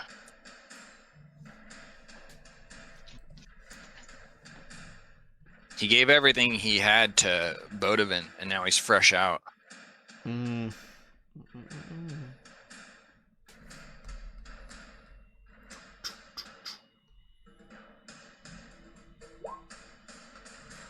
Whoa. Yeah, you like firing, both hands on the hand crossbow, steadying your aim. Absolute hit to center mass on this thing. Go ahead and roll that damage. Damn, not a bad roll either. Yeah, right? Is that max? Close. It's very close. I think your max is 8 with that or something. Mm-hmm. Holy fuck. In that case, it's gonna be Uhtred. Unless you want to do anything else, bonus actions or anything. No, he's just gonna. Everyone knows, like, I'm fresh out. I got nothing I can do. It's not too late to survive, though. Okay. Okay. Here's what I want to do. Yes, sir. We'll see it. And you let me know how much of this I can do. I love, Yeah, I love that so many of that, Uhtred's turns start with that statement. I really do. That's quality play. I would like to take my rope. I'm going to tie it off at my waist. I'm going to tie the other end to an arrow. I'd like to shoot it in this guy's face, right? Okay. So that he and I are tethered together. I would like to dash 60 feet in this direction, right? I'd like to dash, and then whenever I get here, I just want to let go of the ceiling and fall. And the intent is to pull this Joker backwards into the pit. Just from like you going like dead drop and like pulling it with body weight. Yeah, me sprinting and then just dropping from the ceiling. All right. Okay, I'm with you. All right. So you definitely have enough movement to I'm gonna think here, because technically just falling is like a free action. So considering that that's a free action, your first action is to, I would say, bonus action. I think you would need at least a bonus action to tie that rope on. Okay. So bonus action, tie the rope. Standard action, shoot it. Yep. Then you have 35 feet movement, right? If I dash for my standard, can't I?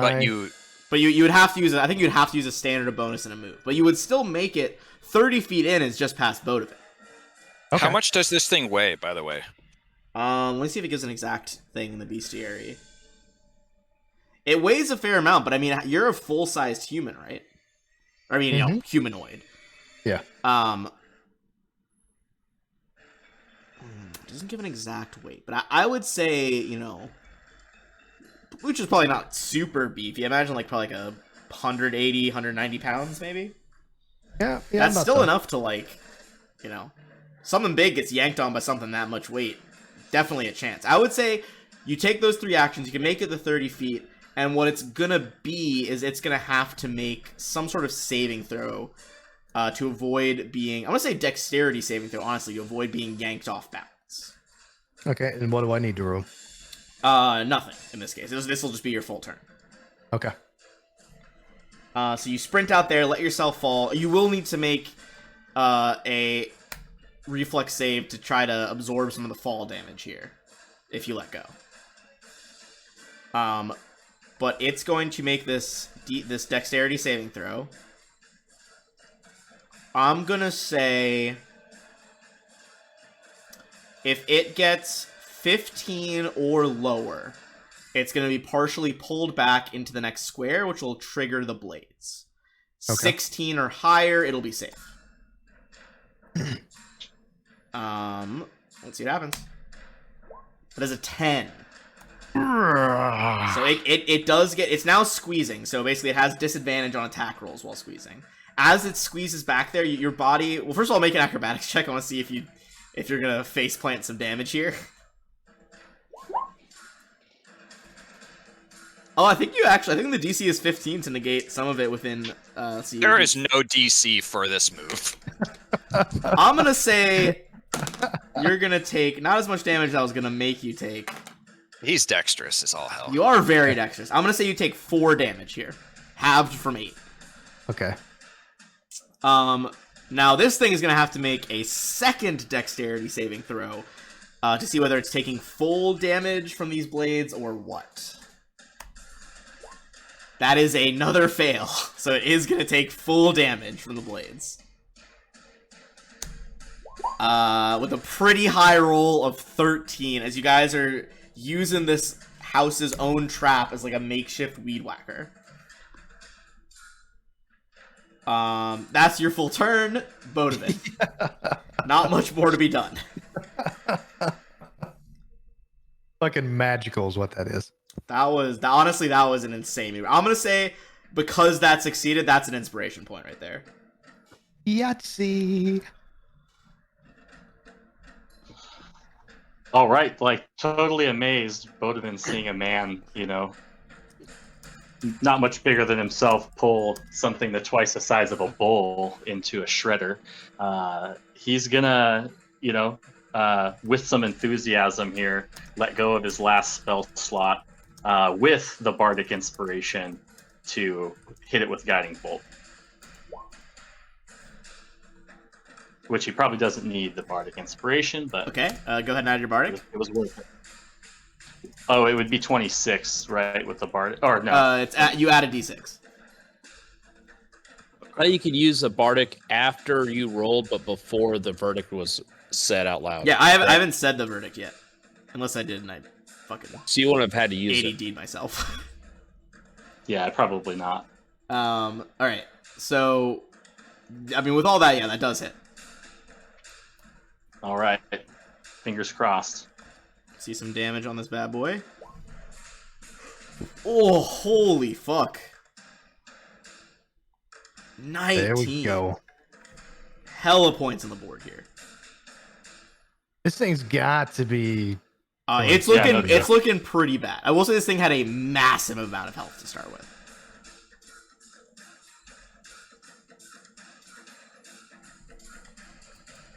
Alright. So, anything else, Bodovin, before we make Thimble's death save?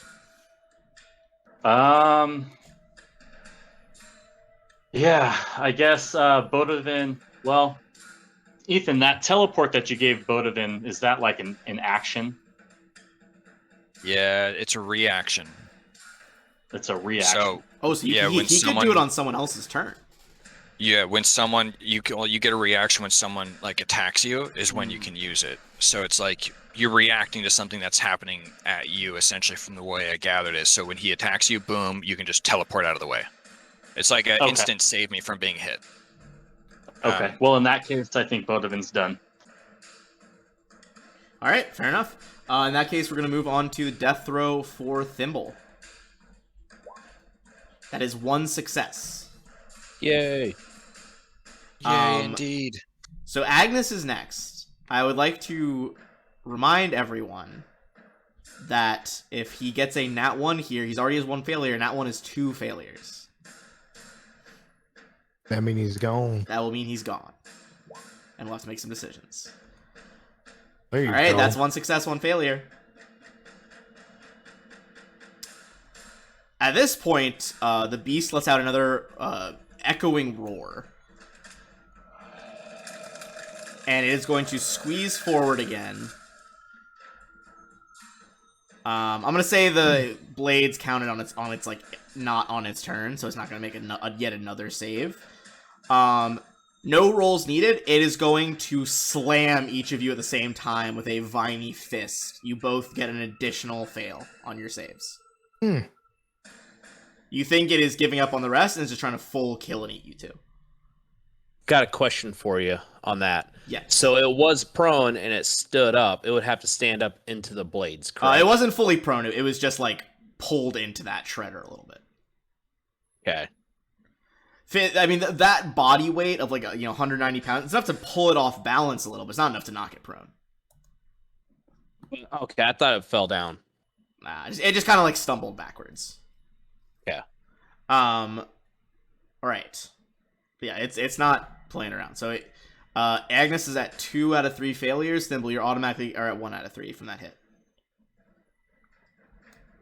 Yeah. Ingmar, you can see that it looks dead set on killing your friends right there.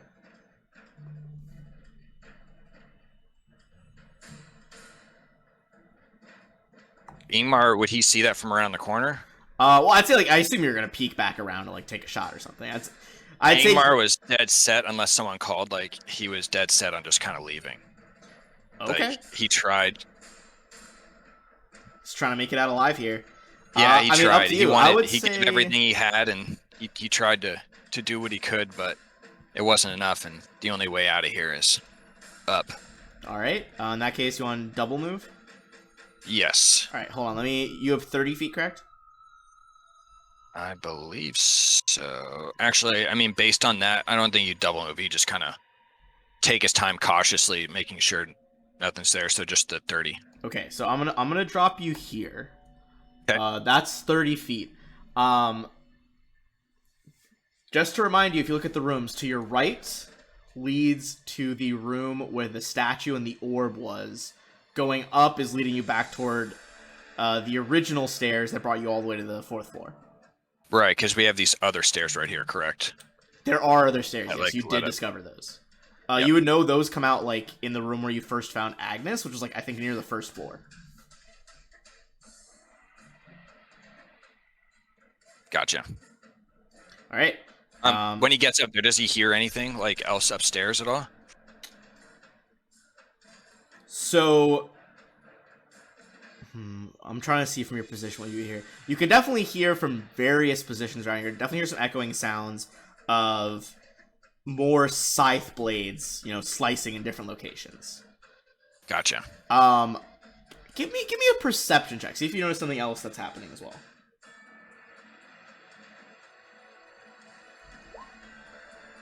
And real quick, Yes. so that'd be a total of 12. Oh, and I have advantage on that. Sorry. Oh yeah, give me another roll with advantage there. Okay, Oh, that so didn't do 12 is the much. highest. Yep. You hear the very distant crackle of flames. Interesting. Oh no. Is that all for Ingmar there? That's it. Yep. He's got nothing else. All right. In that case, let's shift us back to that big dais room with Uhtred. So I'm guessing since both of those guys are uncon, it wouldn't count as him being threatened, right? No. the dwarf who he just punched and shattered some ribs, believe it or not Nice try. threatening him. Let's try it. I appreciate the I like mock your thinking. set. Yeah. Here's what I'd like to do. Yeah, so I think I'm just gonna go with a bow attack against this guy here. All right. So let's do that. So normal, no sneak attack. Let's go. Right. That's gonna be And do you have any bardic or anything before I start calling things? I gotta remember that. No, I don't believe I do. Okay. Well, in that No, case, I used it all. that is a hit. For 22 is a hit. For 6 damage, you actually shoot a full vine like out of this creature, pin it to the wall opposite. This thing is rapidly losing its biomass. It is on the verge of just collapsing into like a swampy mush. And then I'm going to dash. And essentially what I'm going to do is I'm just going to run up here, run up the wall, and then come back to the ceiling. But I'm in the same spot where I'm at now. Oh, just fucking like Titanfall, do a wall run, but straight up. Just like a All right, right back running back to there, so you're now on the upper part, you're on the ceiling, not on the floor anymore. Bodavin, you're kind of hovering with those, slow motion angel wings as you're going. Okay. Quick question for Ethan. Last when I wasn't here, you used 1 spell slot, right? I think he did, but I used 2. Was that before or after the rest? After the rest, we fought those guys. I think I did like one or 2 guiding bolt. I don't exactly remember. Okay. Was that the shadow fight? Yeah. Okay, I think you did. I think you did 1. Okay. Yeah. Just to be safe, I'm gonna say I'm all out of spell slots here. So Okay. I'm just gonna look at something real quick. What's the feed on this? Okay. All right. Well, Bodavin is going to. Real quick, he did. Yep. At this point in time, he did tell Bodavin and everyone else the story of the runaway, which was an aptly named story that I didn't make up. It actually just said that Tale of the Runaway. It's pretty fucking rad, honestly. And that was what gives me the teleport, right? Correct. Okay. I mean, maybe that's what the cards were indicating, like the own path he has to choose. Maybe it's the the teleport. Okay. Well, I mean, up to you. You're how your character interprets it. That's you. I'm just spitball. Yeah. I like theorizing about divination magic. It's like it's my favorite school. It's actually pretty cool. Ethan's kind of opened my eyes to it this time around. Okay. Well. Oh shoot! I know what I'm gonna do. Awesome! I totally forgot about my flexible casting thing. I'm gonna spend my last 2 sorcery points, which I wasn't allowed to do on my twin spell, to regain a spell slot. Level 1. That is clutch. And so Bodavin just kind of like taps into the magic that is like, coursing through his veins, is just deeply rooted in his DNA. He doesn't really understand what's happening, but just knows that it needs to be done. And he is going to let off another guiding bolt. Oh, the nat 20. That's so thematic on this. So you see your wings begin to glow even brighter, and not to mention, you see like these different like little runes in Celestial keep like floating off your wings into the air above you. Just like you're like trailing a cloud of runes at this point. Yeah, and as he casts it, Bodavin just like in a very gentle tone tells him to return to the source. All right, that is going to be, I believe, doubled. So that's going to be 8d6. Plus the threes are doubled. Holy fuck. Those are such high rolls. The first one was almost a max guiding bolt. By itself. You kind of like... and we've been forgetting that everybody's supposed to have had advantage because I've been casting guiding bolt. We need to remember that next time. That is very important. That would have made a huge difference. Yeah, it would have. We would have been done by now. Oh, god damn it. Yeah. Almost like Death Star style, we have those like first beams focusing to a larger point.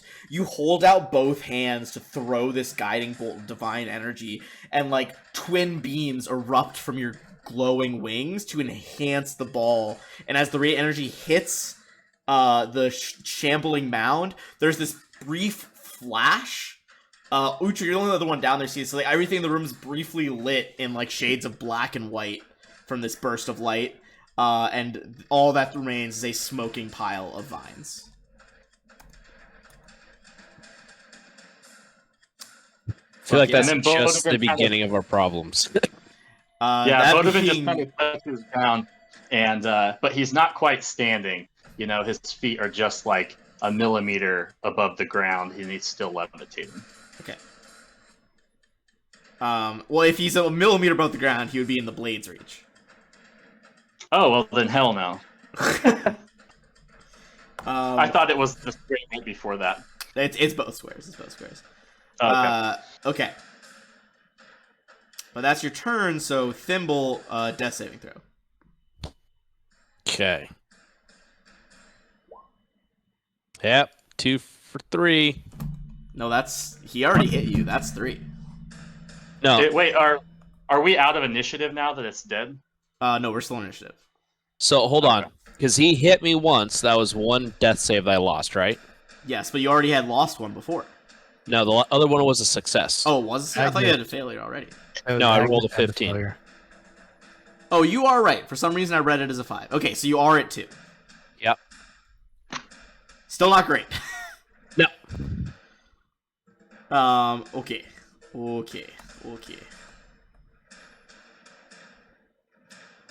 In that case...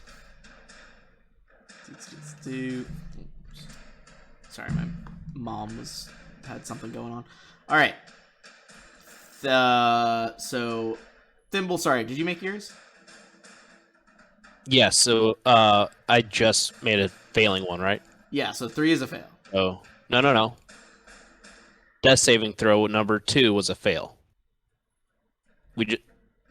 Yes. Or am I missing something? No. Like, the number 3 is a failure.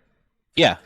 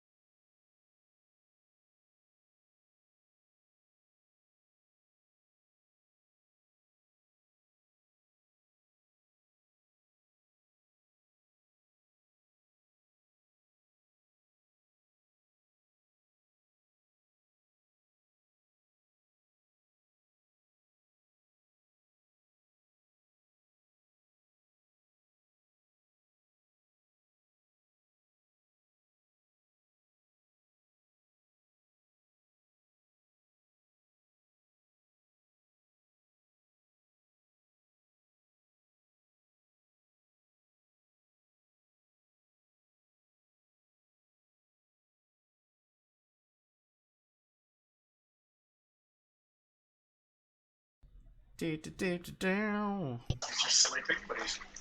right. So, where we last left off, you guys have gone through not only the top They're floors cute. of Death House, but this whole dungeon area you explored before going deep underground into this central chamber. I'm actually gonna give you guys like a brief description of this room again.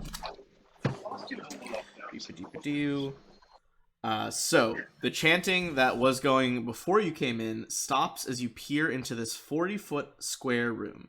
The smooth masonry wall provides excellent acoustics. Featureless stone pillars support the ceiling, and a breach to the west wall leads to a dark cave heaped with refuse. That was this bit down here. Murky water covers the floor. Stairs lead up to dry stone ledges that hug the wall. In the middle of the room, more stairs rise to form an octagonal dais that also rises above the water. Rusty chains with shackles dangle from the ceiling directly above a stone altar mounted on the dais. The altar is carved with hideous depictions of grasping ghouls and is stained with dried blood. So you guys kind of went around, investigating. Thimble, you kind of posted up with your crossbow, getting a better vantage point here.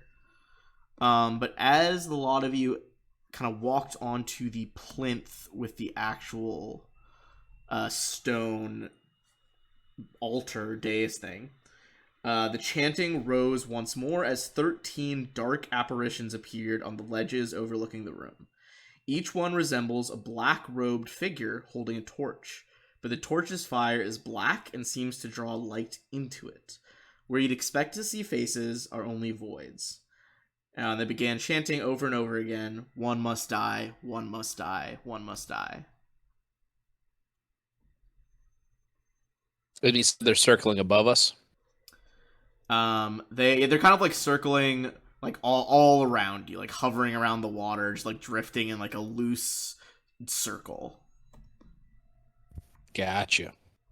Yeah, they sound like good guys. Yeah.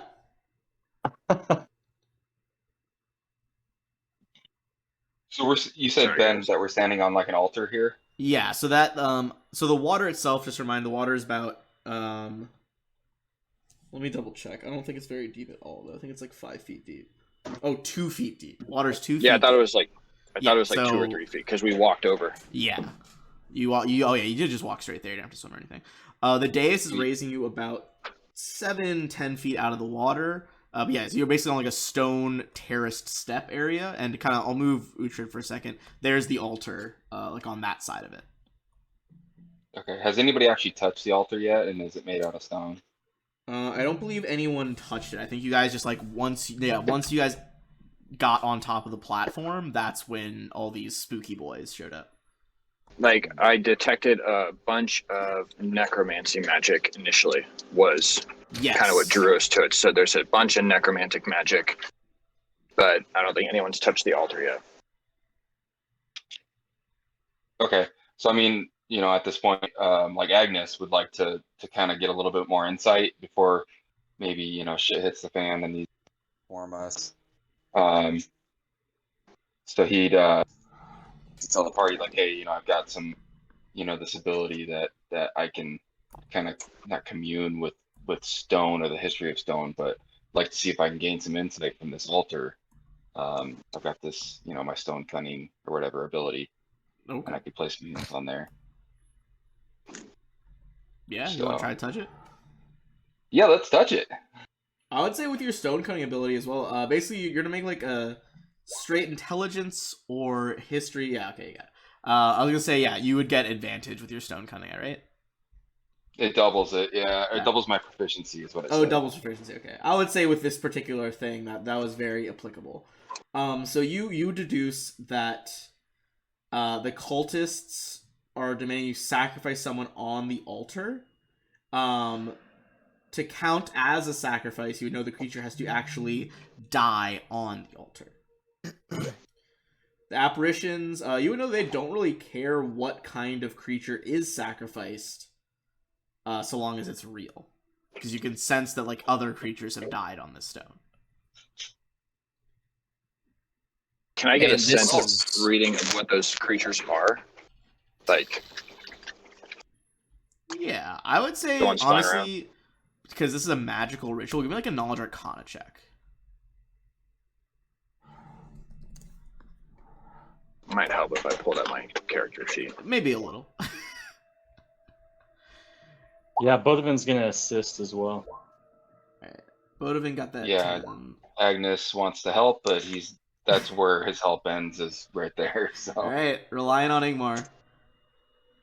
Okay, that will be enough. You think the vast majority have been humanoids of different species? Likely other adventurers that came this way. But there's been the odd, like, goat or sheep sacrifice. well, does anybody have a goat? No, but I might be able to round us up a rat. They sit here So- talking. Come. He is the ancient, he is the land. They start chanting over and over again.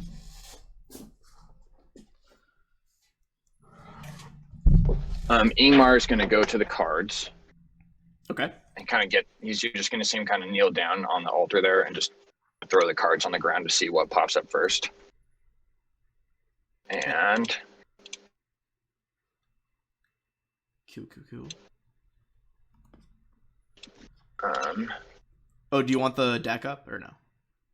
no, I just went to Taroka.com. Okay, that's fine. I just thought I would double check. Sponsor me, What a niche sponsor. right? What a niche Just sponsor that that. would be.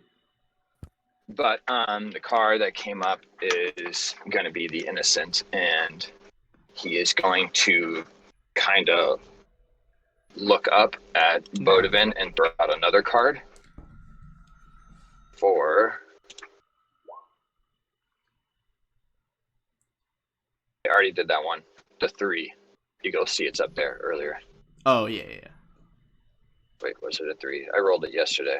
Or not yesterday, or last. Tales from Beyond, number 4. Cool. And with that, he is going to walk over to Bodovin. And he is going to, first off, bestow a bardic inspiration on him. Oh, okay. And then he's also going to go ahead and tell him the story of a celestial being, not unlike himself, who, while running away, might have seemed he's running away from something, but at the same time, he was actually running towards something. And that what happens next is it's all his. And Okay. with that, so what that does for Bodovin is it's the tale of the runaway, and you can, as an immediate action or as a reaction, Gotcha. you can teleport immediately to up to 30 feet to an unoccupied space you can see. Shit. And when you teleport, you can choose a number of creatures you can see within 30 feet. You can choose up to 3 other creatures within 30 feet of you to do the same. With the bardic inspiration. Fuck yeah. And I only have 1 left. And with that, Ingmar is going to just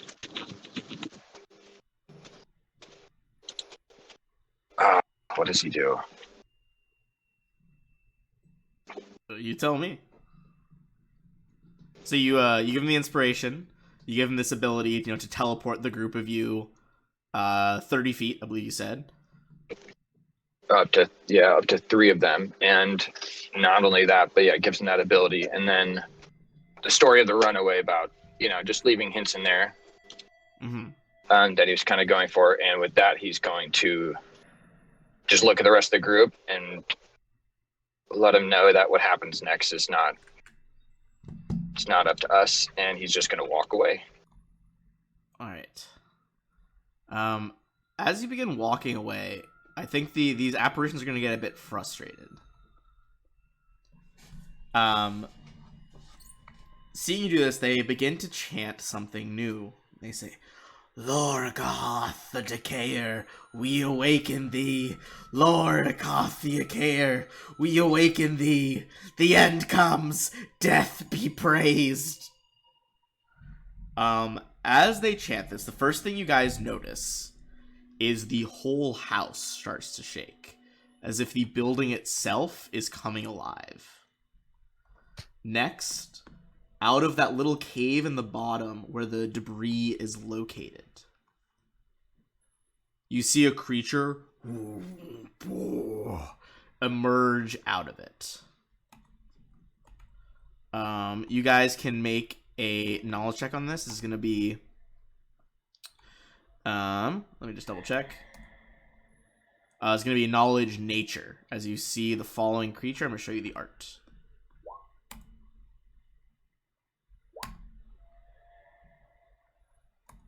Right. A 15 is going to do it. This is the creature you're looking at. That's Swamp Thing? It's got big Swamp Thing vibes, for sure. For sure. It can't be Swamp Thing because they don't have the copyright. Hashtag not sponsored. It's the Swampish thing. It's DM. It's Thomp Swing.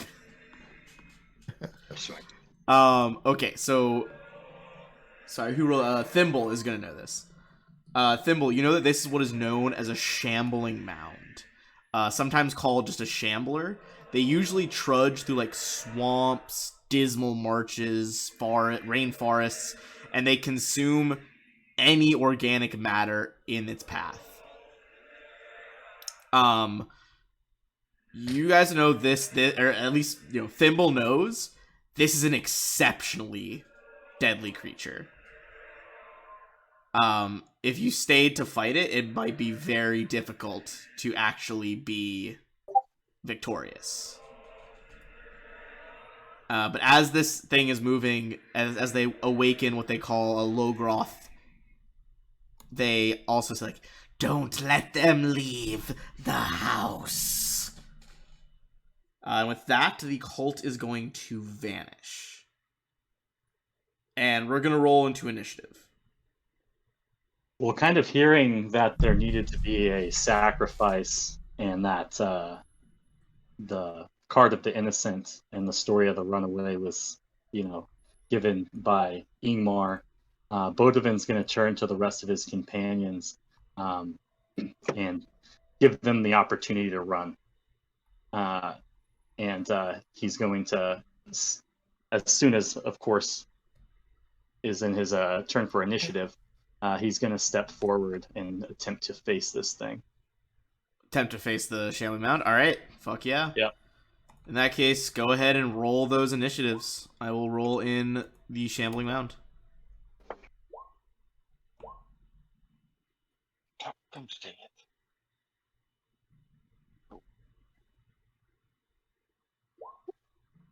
I'd say Thimble, you know the biggest risk of these guys? When they hit you, they can wrap you up in their vines, and eventually they can, like, smother you inside their body.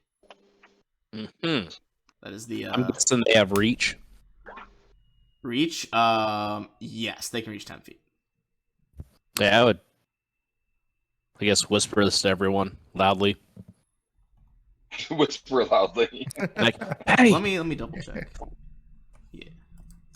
All right, continue. Yeah, you whisper that to everybody loudly. All right, everybody got their initiatives in.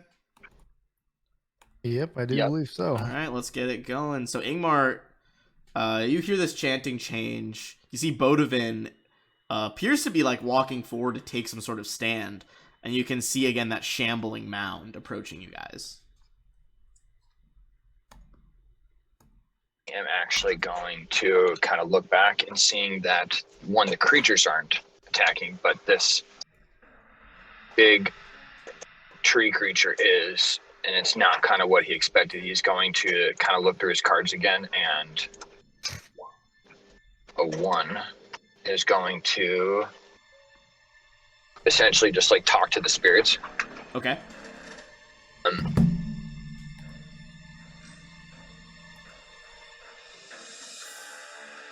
And he is going to just keep calmly. He's just gonna calmly walk away. Actually, he's got this under control, so he's just gonna keep walking. Okay. Uhtred. I think Uhtred is. Fuck.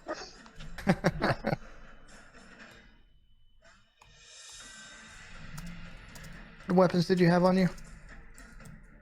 Let's see. Short bow, the blade, the sword that I've got, and a heavy crossbow. Okay. So for an action, can I move here and then take that short bow from Thimble? Yeah, I would say you can do that. Thimble will give it to you. Cool. All right, let's do this. I'd move here, Okay. drop down. How take high it- is the ceiling? The whole ceiling is about 18 feet. That little walkway though is only like 5 feet. And then I'd take that bow from Thimble. Okay. And then I would.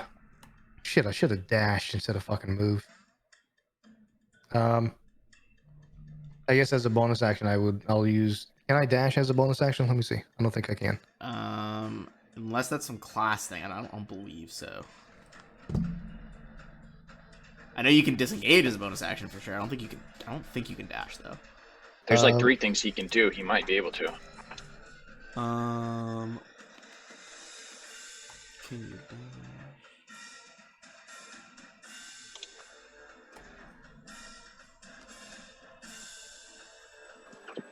Oh, that's bonus. It'd be under cunning action or something like that. Yeah, he can dash. Yeah, why is it? Yeah, it not looks like on it's my- dash, disengage, Oh, here it or is. hide as a bonus action. Okay. So as a bonus action, I'm going to dash, and then Okay. I'll come back to my original spot. Or you kind of sprint over, grab the bow, bonus action back to where you were. Yep. All right. In that case, Bodavin. I mean, you hear Thimble kind of give a brief rundown of like what the fuck this thing is. Okay. Yeah, so Bodavin's going to take one step forward, and he is going to start giving a bit of a little speech, and is going to unknowingly kind of activate a ability that he has called Radiant Soul, which he can unleash divine energy, causing his eyes to glimmer, and 2 incorporeal like wings made of light will sprout from his back for 1 minute. But he is going to spend his a sorcery or 2 sorcery points to extend that to 2 minutes. And I will Okay. I'll paste some of the stuff in the chat here. Yeah, for sure. I would say as you begin glowing like that with like the wings extending, you can like hear some of the voices of these spirits like out of the air, just like hissing, like, "No, defiles the Dark One."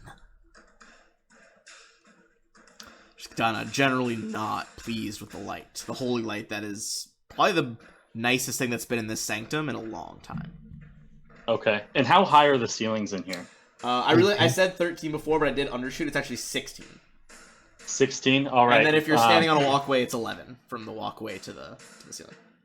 All right. Bodavin is going to use his movement here, the rest of his movement, to move about 10 feet into the air and just kind of like just levitate there. You know, the wings aren't necessarily needing to flap. You know, they are just magic.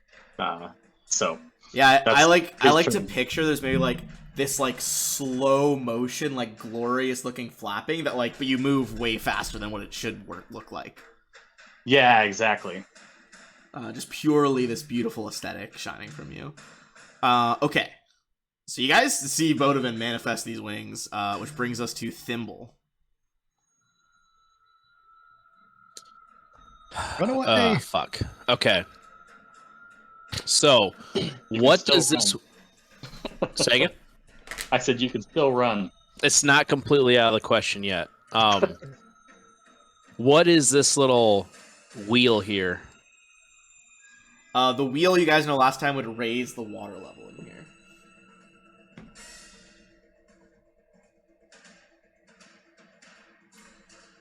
Would I know whether this thing can be drowned? I'm guessing not. I think you would know pretty confidently. It's well, actually, let me see. Do they need to breathe?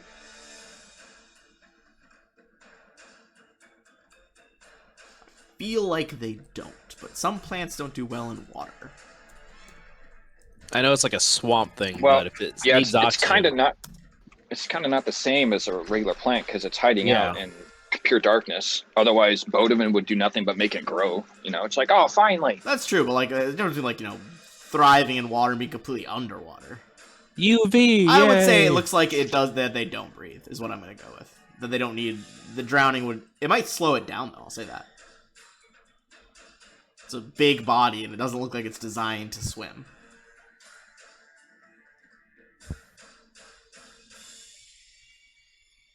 Alrighty.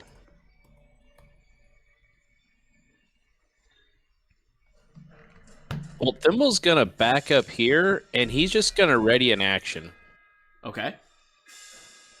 And yeah, he's just gonna hang out, see how it all kind of starts to shake down. So, real quick with 5e, it's not like Pathfinder. You have to say exactly what action you're readying and what triggers it. Just keep that in mind. So you have to say, So like, what? if Yeah. this, do So X, what? Y, and What Z. exactly? Like, are you readying to swing? Fire your crossbow? Are you readying like a spell or So something? I will What's the- have. I'm gonna have Eldridge Blast ready to roll, and then if the rest of the party jumps in, he's gonna crank it off. Okay. If So, both of us want to make this like a one-man band, like go with the final blow, he's gonna let him have his moment unless Okay. everyone else jumps in. All right. So ready? If the party engage, if someone in the party, the whole party engages as a collective, then it fires off. Yep. Okay, got it. In that case, Agnes, what's Agnes feeling like right now? Okay, quick, like technical question here, maybe a little bit silly. So I'd like to cast this on, Okay. The two folks next to me, and then upon myself if possible. But I don't. It doesn't say. I you think can do we it upon yourself. ruled last time that you could do it. Oh, you Okay. can. Oh, that's awesome. Okay, 3 creatures So- of choice within range. I mean, like you're in your own range. I feel like. right on. So, Agnes, like he's usually like pretty stalwart when it comes to, like undead and stuff like that. Is a little bit taken aback, so he's not going to rush in right away. But he'd like to cast his bless spell on himself and gosh dang, Uhtred and Bodevan. All right. Bless shines through, and with that, it is going to be the Shambling Mound's turn. So I will say also on this turn, you guys felt the whole building shaking as if it was coming alive. In this little, sorry, on the wrong layer. In this little hallway right here, the only entrance to the room, you see like a series of scythe blades start to shoot out of the wall and just keep cutting that space over and over again. Damn.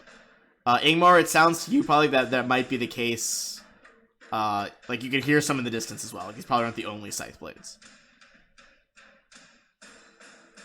But the mound. Understood. Let's see. Bodevin's 10 feet in the air and was already 5 feet above the water level because of the platform. So you're 15. So in that case, you're going to be hovering just out of reach of the Shambling Mound, Bodevin. But it is going to walk forward. And because it has multi-attacks, it's going to attack twice. Both of its swings are going to be on Agnes. And if it hits you with both, it gets a chance to... if it hits you with both, you just automatically are grappled. 14, definitely not a hit. 20.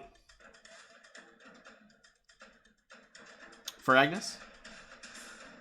Sorry, yeah, 18, so that's a hit. Okay, so you're gonna take 7 bludgeoning, but because it didn't get both, it's not gonna get that thing to do with its special, like, engulf action. Oh, also, sorry, with your 15 thimble, you would have known one of the most famous things about shambling mounds is that they are famously good at absorbing electricity. So, like, not only does lightning do no damage to them, but it heals them. Okay, well, I would definitely have let the party know that. Okay. But that's the shambling mound's full turn.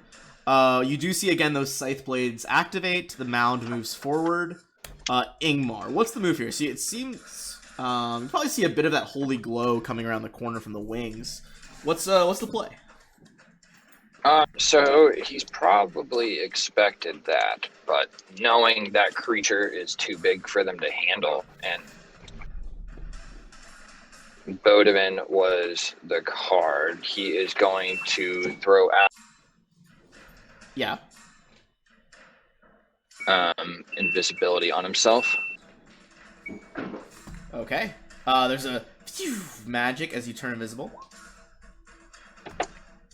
And right here is where you saw the other part, correct? Like those. Yes, like kind of that little juncture where the water meets the stone. Gotcha.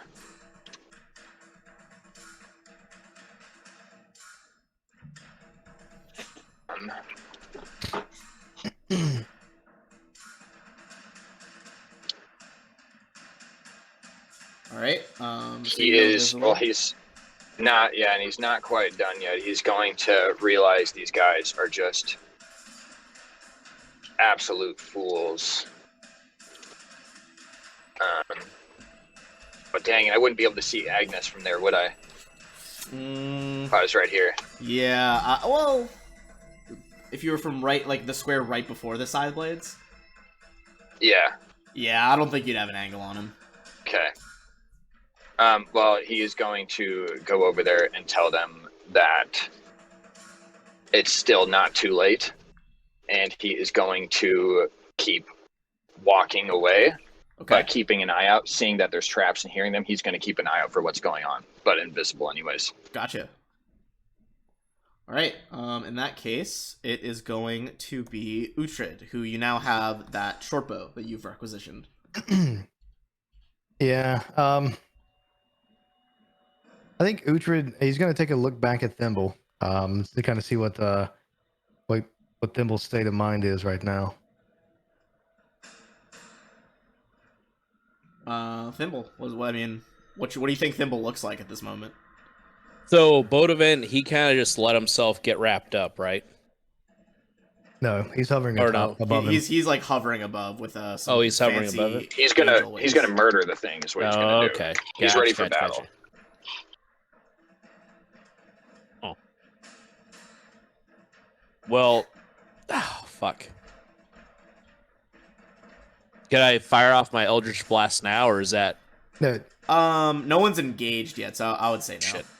Also, it's your turn. It'll be your turn soon. Yeah. Well, I guess it's not your turn yet. But no, I don't think anyone's actually engaged. Yeah. Okay. So I was trying to see what Thimble's state of mind is right now. Is he scared? Is he like just let's fucking do this? Thimble's looking for the way out, but he's also not one to just bail on everyone. But he's definitely looking to get out.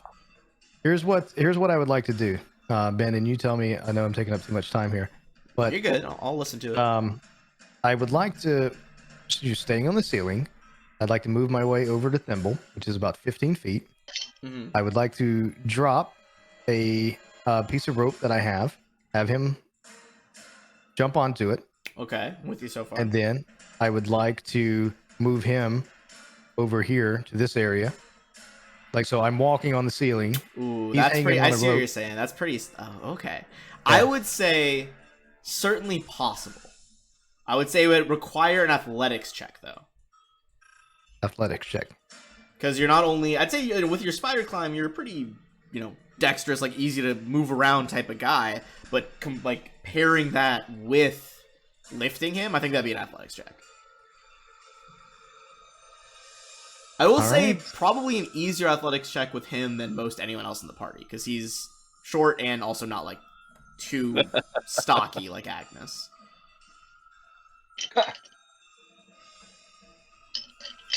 He's a wee little guy. So is that athletics check on him for hanging on, or me for? Athletic checks Gary. from Uhtred to like keep him lifting, like to keep him suspended. All right, here we go. This is gonna suck because I got a -1 in athletics.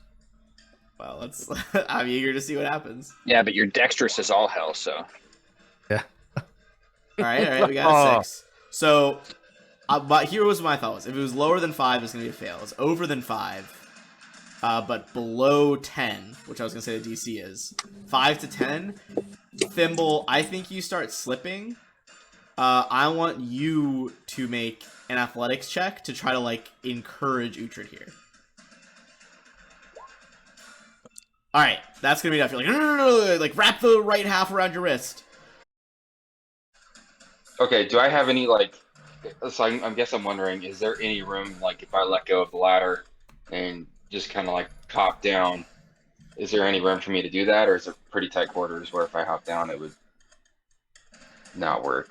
I mean, you'd be pretty fucking cramped in there with your other teammates. Okay, so no go then. You can, but I'd say you'd all be squeezing. Or Is we that a all bad just have thing? to start from the bottom. Like I don't know. Yeah. Okay, I mean, cause I would like to jump down and like kind of hop past Thimble there, maybe like, yeah. So I'd like to hop off, or like try to free fall off there a little bit. I mean, I know it's only probably 10 feet up or something. I don't really know how high it is. At this point, hold on, let me double check this fucking ladder's length. Ben's like, at this point, I don't. You guys just. The length is 10 feet on that ladder. Yes. Yeah, so totally let him go because he doesn't skip leg day, so he's fine. Doesn't skip leg. Jesus Christ. All right, so are you just waiting down there then? Yeah, so I hop down right there so I can allow like Thimble or somebody else to kind of maybe squeeze past. All right, Igmar. Ingmar is going to just climb out and leave. If are they swarming Uhtred still? They are swarming Uhtred. All right. Well, with that, he's gonna climb out and get out of the hole. Okay. So you make it up there and through the door. You are gonna have to make a con save in the smoky room still. So the wall is busted, but this room is like still filled with smoke from the fireplace. The DC is 10 on the Constitution save. Awesome. You make it out of the house. Come on, guys, leave. Thimble. So Thimble's gonna go do the same thing. He's run up here. He's gonna fire an Eldritch Blast Okay. at the rats. You run by. That is the exact armor class of a swarm of rats. Okay. Well, Y'all are that was super accurate. Shitty. And then he's gonna. Oh fuck! He's gonna roll out the hole as well. I like that you Clear. roll out of it. Fucking tuck and roll through the breach. Oh yeah. All right, Bodavin, you single move gets you to the bottom of the ladder. Where you see Agnes standing, and up at the top is Uhtred getting fucking swarmed by rats. Okay.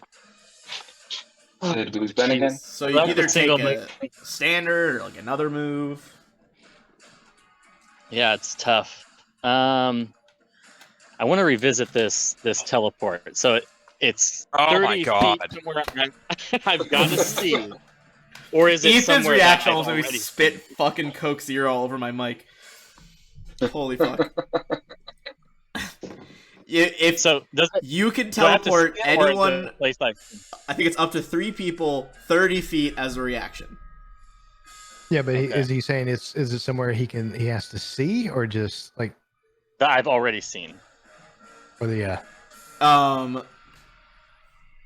Because teleport the spell says where you've already seen, but we've already determined this is slightly different, and I haven't seen the language for this. Okay. I think you would have to see where you're teleporting personally.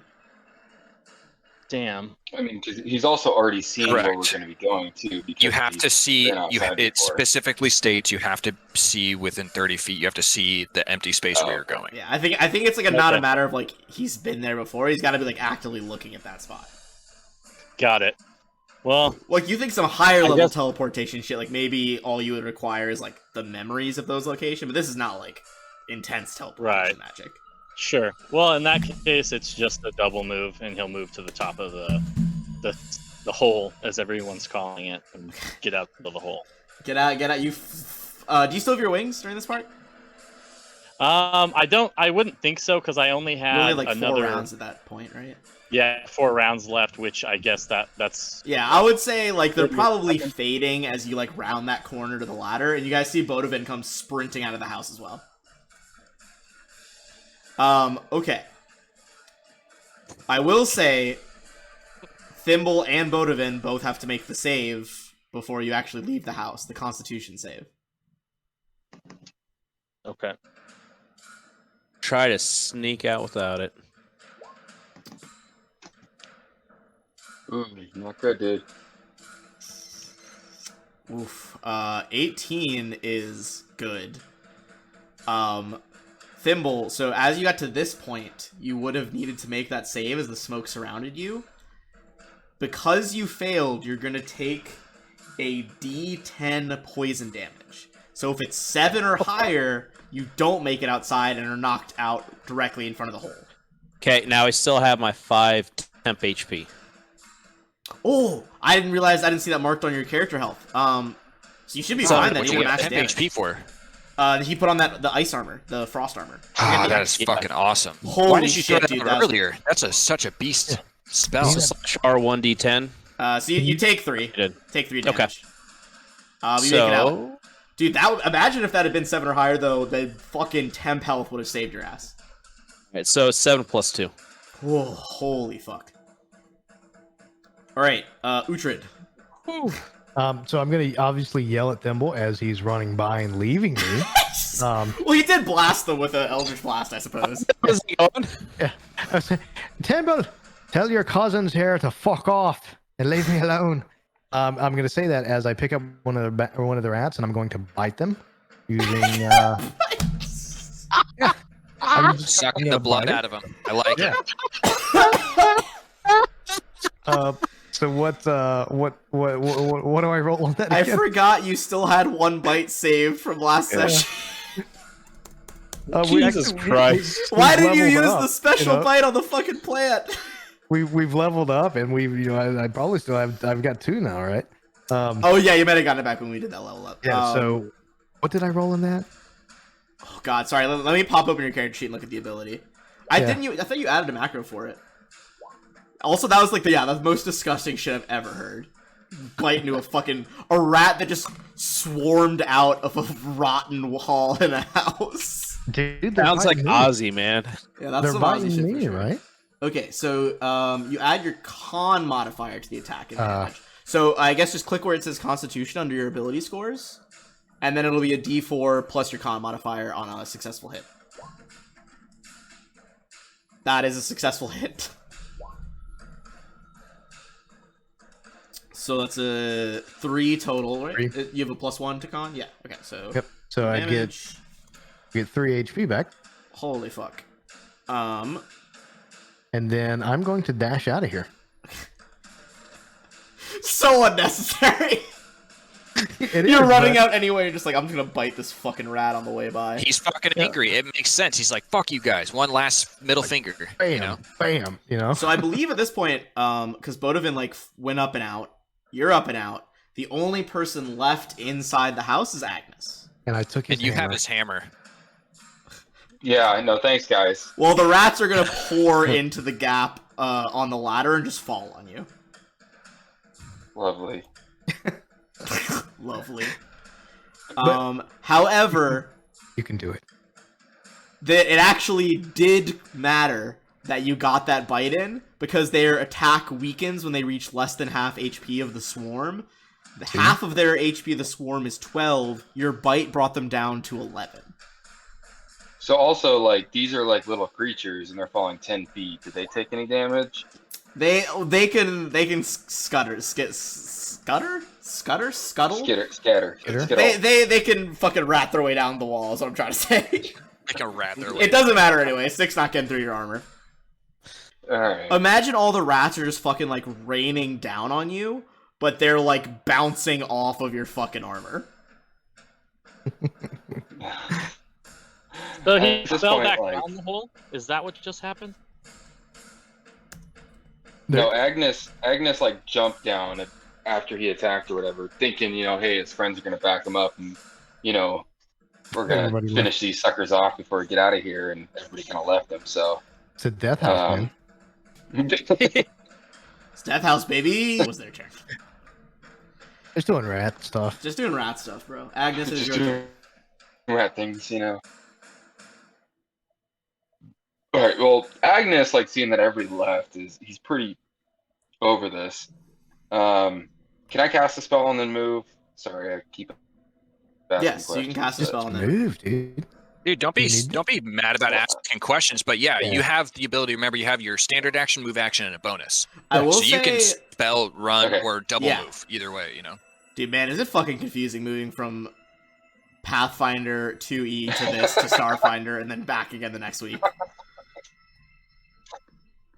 Yes, you can absolutely do that. So what spell are you casting? All right, I'm just gonna get out of here because Hello? Yeah. because I'm just gonna because he's still probably standing in the hole there. Okay, gotcha. and he's gonna make you do a con. I will make you Save. do a con. I think he's on the phone right now. Okay, I'm Colin, right here. save. When I Constitution think save. about you, I con myself. That is a failure. Hmm. So that's gonna be D10 poison damage here. Ooh. So hold on, as a dwarf, I get resiliency against poison damage. Means So I have advantage against poison. you take half damage, right? Wait, do you have Resistance, poison yeah. resistance? Is that what it says? It says you have advantage on throwing against poison. You have resistance against poison damage.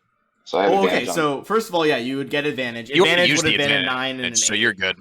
So either way would have been a fail. However, Oh, it gosh says dang you it. also have resistance. Resistance in 5e always just means half That's awesome. damage. So solely Oh, okay, because cool. Agnes is a dwarf, you reduce that max roll of a 10, which would have knocked anyone else out with 7 HP, to a 5, and you stumble out of Death House with 2 HP. And he stumbles out and he's cursing everybody, just throwing out every swear word he can think of. And There's he's like so little puffs of pissed. like black smoke. And he's coming out. also yelling like, "Give me my fucking hammer!" All right. As you guys look over, you see like Uhtred's got like this wild look in his eyes. He just throws his head back and he just starts like cackling. Bit of rat fur stuck to the mouth. Yeah, some blood trickling down his face. Do we see any fangs on Uhtred with that? Maybe if you look, I mean, I don't know. You guys tell me, right? I'll say, you know what? I don't usually make play rolls. I'll say give me a perception check.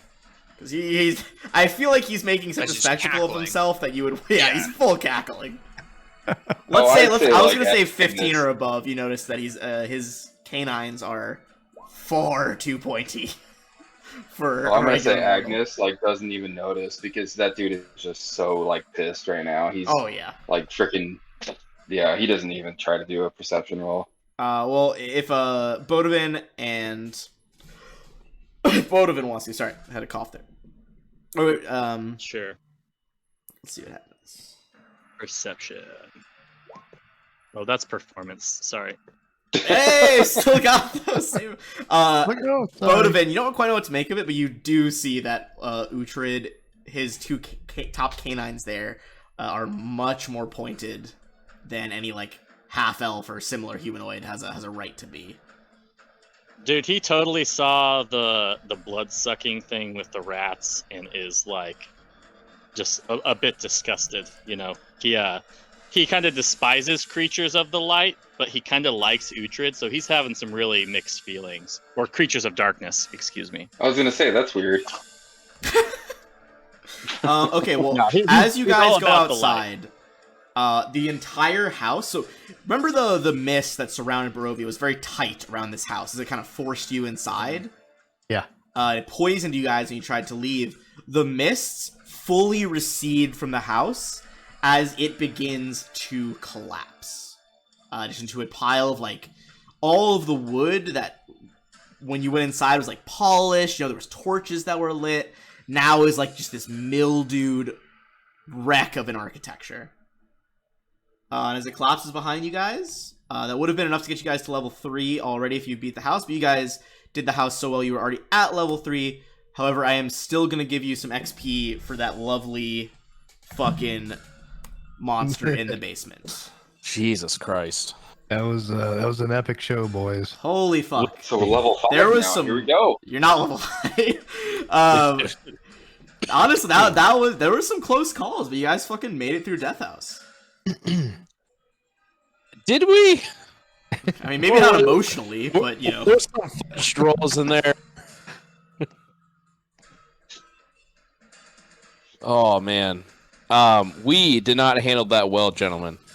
Everyone's gonna get 360 XP for the Shambling Mound. What? I was close. What? 5. So we should be at 1464. 15. That was 21. a like difficulty 5 creature, and you guys are level 3. So we're at 1521 now. Holy fuck! Yeah, 15. Yeah, I don't know where you're getting your math there, but obviously gnomes can't add. I had 1161 from our last session. Yeah, that was a hit at Thimble there. Self burn on Thimble there. Thimble is just going to ignore the comment and take the high road. So you guys are about just so you guys know, you're about 1,200 from level 4. Level 4 is at 2,700. Yeah, I pulled up the stat while I was looking at them.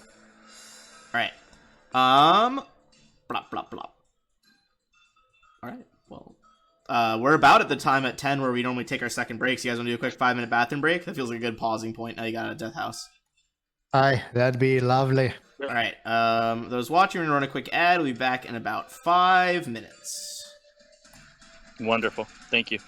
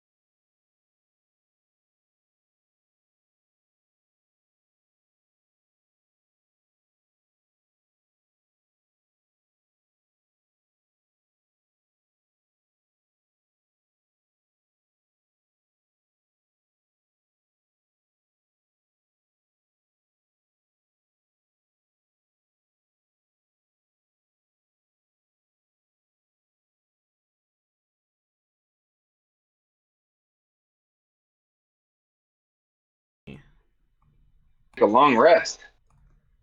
Valid. Outside of the ruins of the Death House. All right. So the mist, like I said, the mist recede. You know, the house is no more. You kind of have a bit more of a chance to explore the village, not country, the village of Barovia now. I like. So I'm actually gonna give me 1 second. I'm gonna bring us back to the like overview map of Village of Barovia. Can I rifle through the ruins of the house if there's anything interesting there? I'll save you some time. There's like nothing left interesting in there. It looks like everything like rotted away. You rifled through it already. It's true, but Why would you want to go back in? oh, look at that! That's us. Look how tiny we were. It's level 1 us. They're adorable. The wee little ones. So in this town, I would say just walking around, be able to find a few places of note. I'm going to kind of reveal their numbers as I'm explaining them. The first one is Bildrath's Mercantile. The sparse light from this building spills out from behind drawn heavy curtains. A sign over the door, creaking on hinges, reads Bildrath's Mercantile. It's kind of like a general store, and that's E1 down here at this big building in the center. Next, you would find the Blood of Wine Tavern, which is this big central building just over here, kind of across the way from there. E2? Yeah, E2. All right.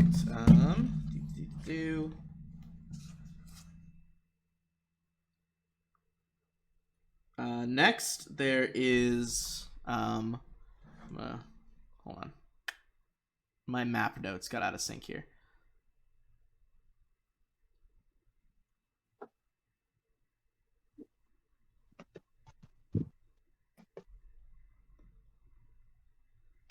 Okay. I must be fucking losing my mind. So I want to reveal where E3 is, but I can't find it on the map. Okay, we got it. I'm fine. Just below E1, kind of across the street. Like, literally, like, squeeze next to it. So that is a townhouse. You can hear a moaning sob floating out through the still gray streets, coloring your thoughts with sadness. The sound flows from the dark two-story townhouse.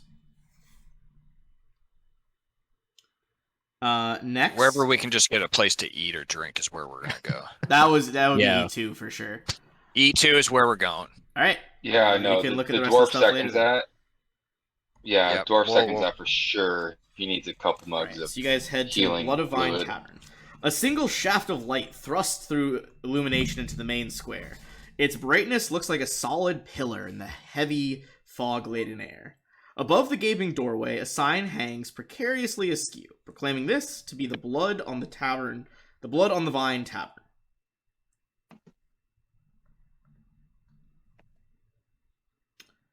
All right. Yeah, Do you perfect. guys go inside, I assume? Yeah, All right. for There's sure. Emar will just like walk up if no one else is. Emar's just gonna walk up, ask for a room, and buy everyone their first round. All right, there. So over here, as you enter, a blazing fire in the hearth gives scant warmth to the few souls huddled within the building. These include the barkeep, 3 Vistani sitting together, and a man named we don't know yet, but an additional man in a hood sitting a ways away from the Vistani, like the other side of the bar. So what do you guys do? How much money do we have? Approach the barkeep and ask for room and board. All right, so you approach the barkeep here, pudgy little man named Eric Lorskin. Most people just call him Eric. Okay. He's kind of like real quick, Yeah. I'll calculate how much we have. Okay. Okay. So he seems to be a bit short on change in the noggin department, as he's kind of mindlessly cleaning glasses over and over again, and even when they're clean, he just starts over. As you go up to him, he just kind of responds to you guys like, "Rooms available for the night. Glass of wines, 1 copper. pitcher of wines, 1 silver piece.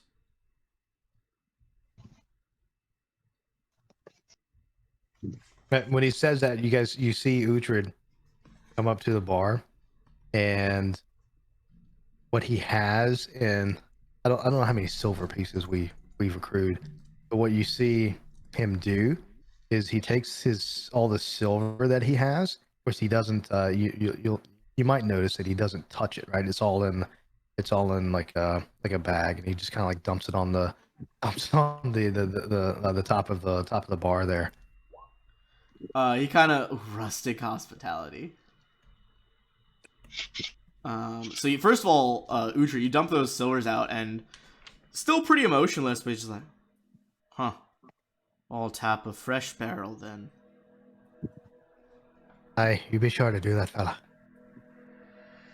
So, with Bodovin's kind of rustic background, so those that local man, the one in the hood, pulls down the hood, and I am going to. Sorry, this music got louder than I intended.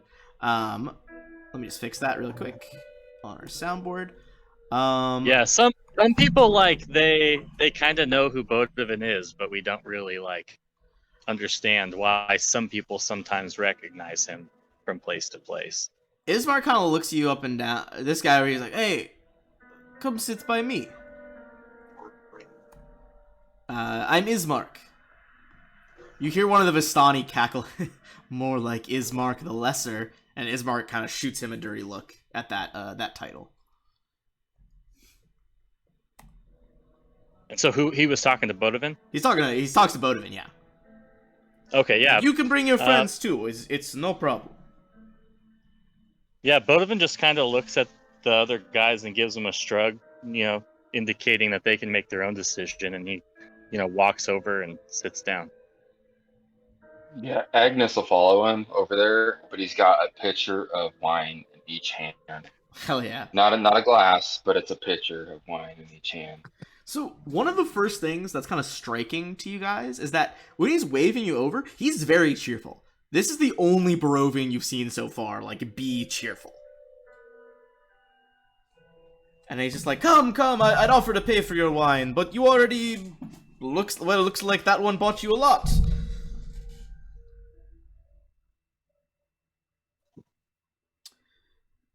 Say that one more time. It broke up. What brings us? So what brings you to the village of Barovia? Bodovin just kind of chatty Cathy, not making much sense, just kind of goes on for a little while about how he used to be a painter, and then as he did better and better jobs, suddenly they started asking him to do other things, and somehow he wound up with these guys in this place. And so I don't know if I can really give you a straight answer. We're just here, if that makes sense. Hmm. And Agnes is sitting right next to him. He's just chugging the whole time. One pitcher and then the other. As the guy looks over at Uhtred, he just says, "I lost a bet."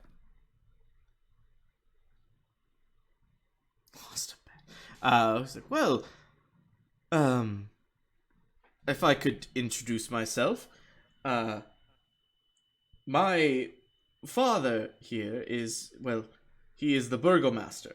You guys know it's like the mayor of the area. Mm-hmm. You guys would know that you've already, I believe, found a letter from the burgomaster before. Yeah, I think that's what led us here, right? We found this thing. Here, let me move my stuff. Ooh, can somebody speak in cursive and read this to me? Scroll down. It's in text as well. Okay. Honestly, that's fair. I feel that. Hell yeah. So, but yeah, so he introduced himself as that. Did you guys react to it? Can someone remind me again where we found this letter exactly? Was it on the corpse of the guy? That was on that dead. Yeah, it was He the corpse. Yeah, wolves. Yeah, the one the wolves killed. You found the letter kind of clutched in his hand. Yeah, so I'd react to it, obviously. I think I was the one that had the letter, so I'd kind of, I believe, yeah, you had it in your inventory. yeah, I'd fish it out of my pockets and I kind of pass it over the table. Back to What is back this? to the guy. Kind of like I was like, what is this? Is it? And he like kind of opens up. He starts reading through it, and you see his very like jovial demeanor slip a little bit as he frowns. Now, all of this, it makes sense. I actually look. I didn't want to be too forward, but I wanted to ask you all for some help concerning my sister Irina. But while this is a good approximation, I have grown up with the Burgomaster. As I said, he's my father. This isn't his handwriting. This is an attempt to replicate it, but this is not Kolyan Indrovich's handwriting. Hmm. Can I make an insight check, see if he's full of shit? And the lady in the the lady in the letter, her name was Irina, right? yes, Irina Yeah. is my sister.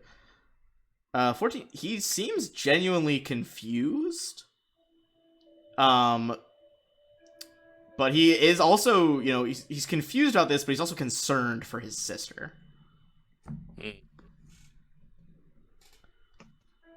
I was going to ask you, perhaps after, we spent some time together, I was hoping you could escort Irina from here to Valiki. It's a nearby town. I know you all aren't from here. But as to why this letter... Yeah. According to this letter here, fella, it seems like your Irina may be a bit worse for wear. When was the last time you saw her? Quite recently. And what about your father? My father? I saw him earlier today at work in his offices. And no contact where this letter came from. He kind of looks at it and he says, who did you find this by? How did he wouldn't know that it was found by a person, so I guess he's like, how did you come across this? This is something we pulled out of the hand of a corpse. Poor unfortunate fella on the road. Like he ran into a pretty nasty end. I assume do you just describe, he's like, what did he look like? Well, the fella, he had half his face hanging off on one side, and the other side was full of holes. Had some rats into him and a little bit of worms. I would say, if you want to make, this would be a straight diplomacy check, so you can kind of accurately, keep him calm and talk about this guy, see if you can figure out who in fact it is. I don't think you guys want me to do diplomacy. Would that be? Well, I mean, Agnes will do it, but I mean, he's a couple pitchers deep here. Well, I mean, we don't have diplomacy. What would that be? Sorry, that's charisma. Charisma? Not fucking diplomacy. Well, Bodovin's got a pretty high charisma, and I So think does it would be persuasion. Excuse me, is what I was thinking of. persuasion. yeah, You're And the that one who's one- chatting and persuading, though, so you'd have to roll it. Yeah, you gotta roll it. Yeah. true. Okay. Well, Yeah. you guys will quickly find out. I don't know. Uhtred doesn't might do good. care if the fella. Oh. No? He doesn't really want to hear the details you're trying to put into it, so no further clues are gained as you kind of just like, let's talk about something else. Bodovin kind of just like seeing this cue, in the conversation of this failed diplomacy. It says, I think we can really learn more about what needs to be done, and your intentions, and if we're really meant to be helping you. And he looks over to Ingmar and says, Ingmar, I hate to bother you, but would you please read the cards? Ooh. So as Of course. Ingmar's like getting ready to read his cards, like Agnes kind of waves the barkeep over for some more pitchers. For everybody, not just for himself. Fair enough. Good timing. Good timing. Everyone, yep. We should call the Vistani over too, because they know of the cards and they might have something to say about it as well. So Bodovin kind of waves at them, to come on over. The Are Vistani these the kind of same ones we were with before? These three were not any of the dozen or so you saw at the camp. So as the innkeep or whatever brings over the pitchers, instead of Agnes drinking it all this time, he definitely pours everybody some mugs. Okay. The And then new he starts drinking out of the other pitcher. Vistani kind of settled down, taking a mug each. I am Alenka, this is Mirabel, and this is Sorvaya. Hello. How can... Did you just want company?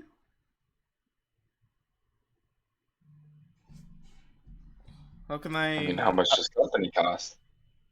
Hold on. Right, anyways, carry on. What do carry they on. look Sorry. like?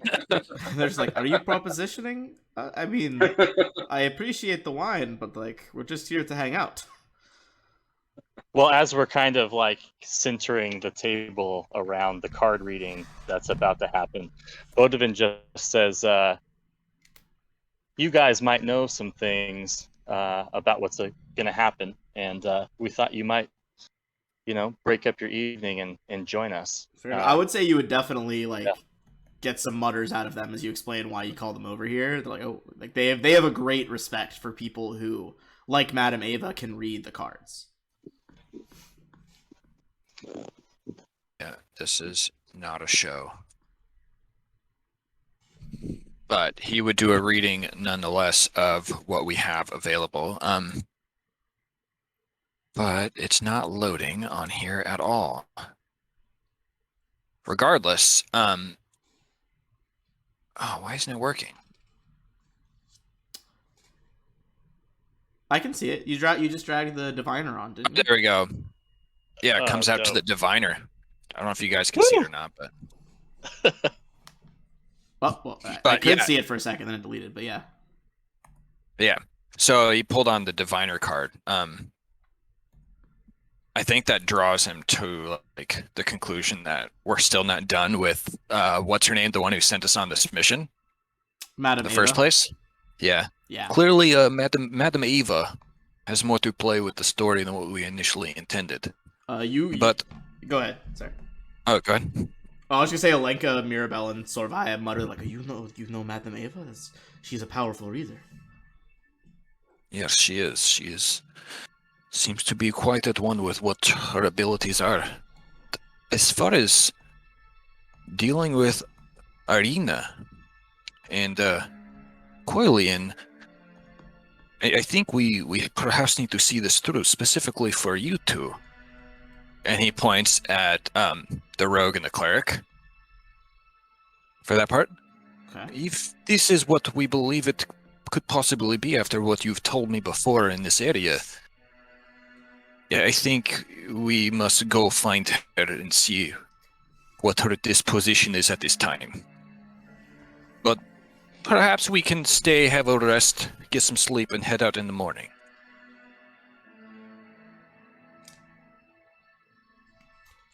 Now, for you, what was your name again? Are you talking to the Indirovich? What's his name? the son of the mayor? Yeah, the son of Coilian. Oh, the son of the mayor. Coilian. That is Ismark. Ismark. For you, Ismark, you want us to escort her, where you say, to another town. Where is she at right now? She's at my father's manor, the burgomaster's manor. And is that on the map? Yes, here I can mark it on the map for you. The Is that burgomaster's big ass manor. building to the left? He's like, oh, you go down Main Street, you take a turn, follow. You can go straight outside this tavern and follow the first turnoff of the village square until you reach the manor. And that is this one down here at the very bottom of the map. E4? E4. Okay. Oh, by the way. And what by chance do you offer in exchange for our services? I was going to pay for your wine, but you seem to have that well in hand. Of course. And may I ask, of course, why would she perhaps need escort? If she is related to the mayor, perhaps she has enough protection already. You see, he definitely shifts uncomfortably at that. Give me an insight check as you're looking in at him.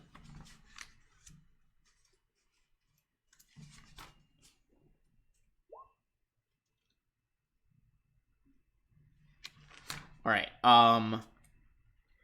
He is extremely nervous to answer that question.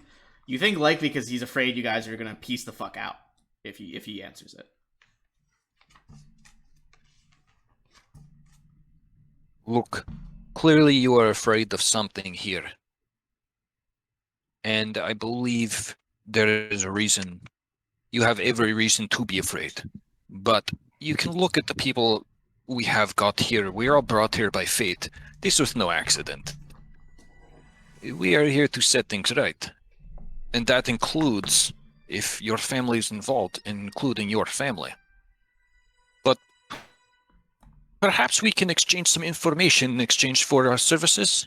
Yes?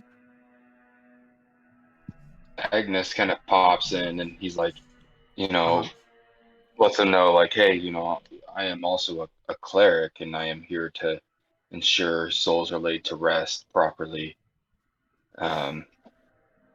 And yada yada, and gives his spiel. That'll be a hard task in Barovia. Listen, we will head over tomorrow to speak with her, and if we can, we will escort, but before we do that, perhaps you can provide us with some information. He says he's like, that I can provide some information. We have heard a lot about this Strahd.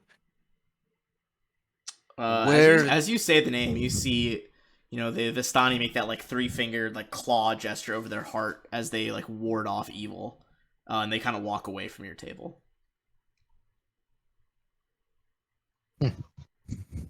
Where is he at?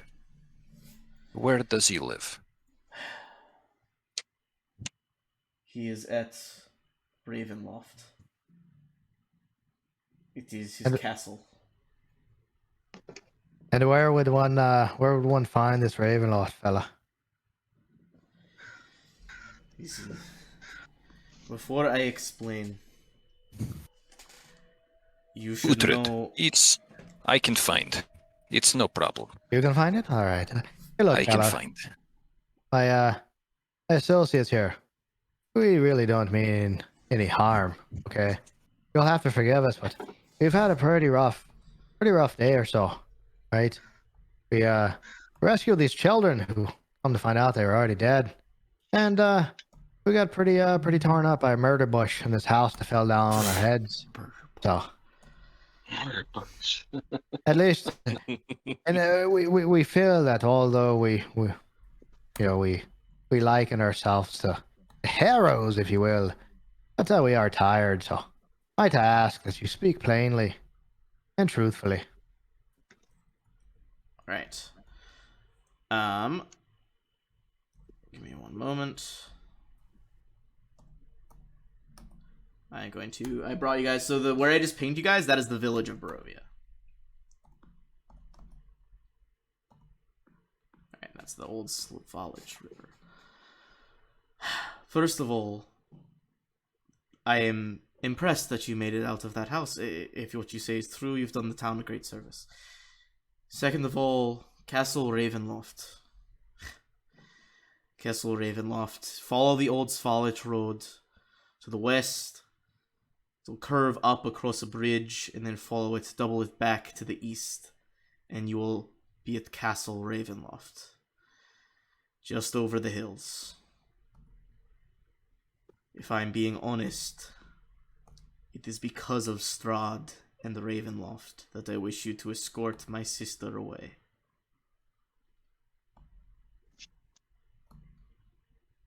And what's the relationship between this Strahd and your sister? Kind of like lip kind of curls in anger. He's just like, it is not a relationship, it is sacrilegious.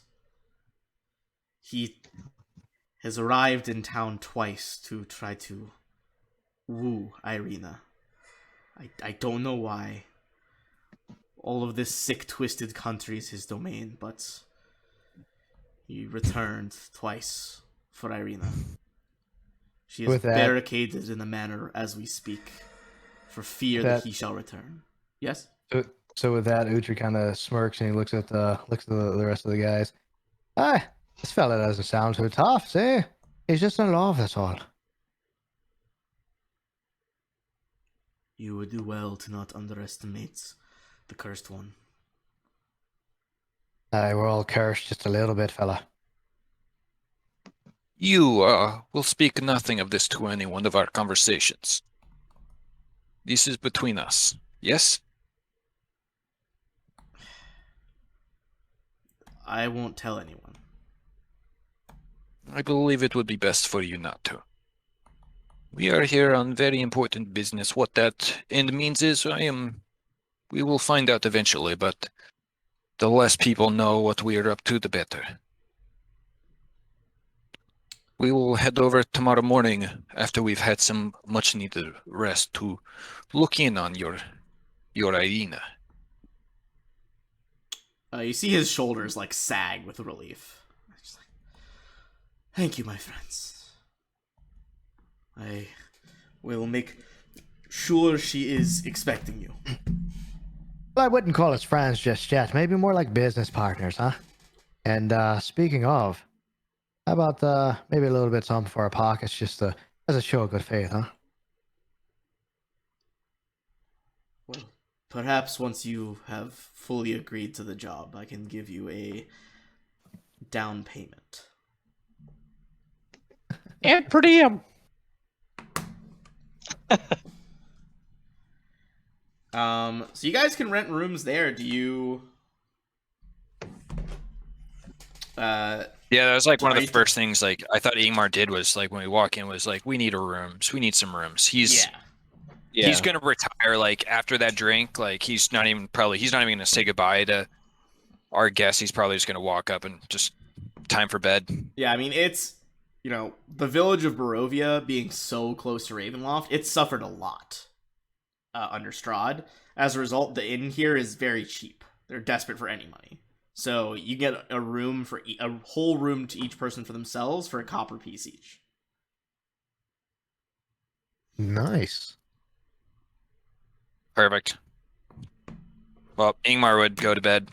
Right. Just he would nod at everyone as he leaves. Having briefly dispelled a lot of evil in this town, to say you guys, I can just tell you now, you're gonna wake up the next morning. You guys get your full rest. So remember that everyone gets their HP back, and you get 2 hit dice back. Or sorry, half of your level of hit dice. You guys are level 3, so rounded down, you get 1 hit die back. I haven't spit any. Okay, well, I mean that's fine too. All right. So the following morning here, now that you guys have a kind of a idea there, and if you can see that the hexes, I don't know if you can see my ruler on that layer, but the hexes here are set to be set to miles, so you can measure how far along the road it actually be to Ravenloft. Oh my goodness. Yeah. So. And that's Ravenloft right here. Yeah. So basically, like, you could try to cut across the wilderness, that might be dangerous. But if you followed the road,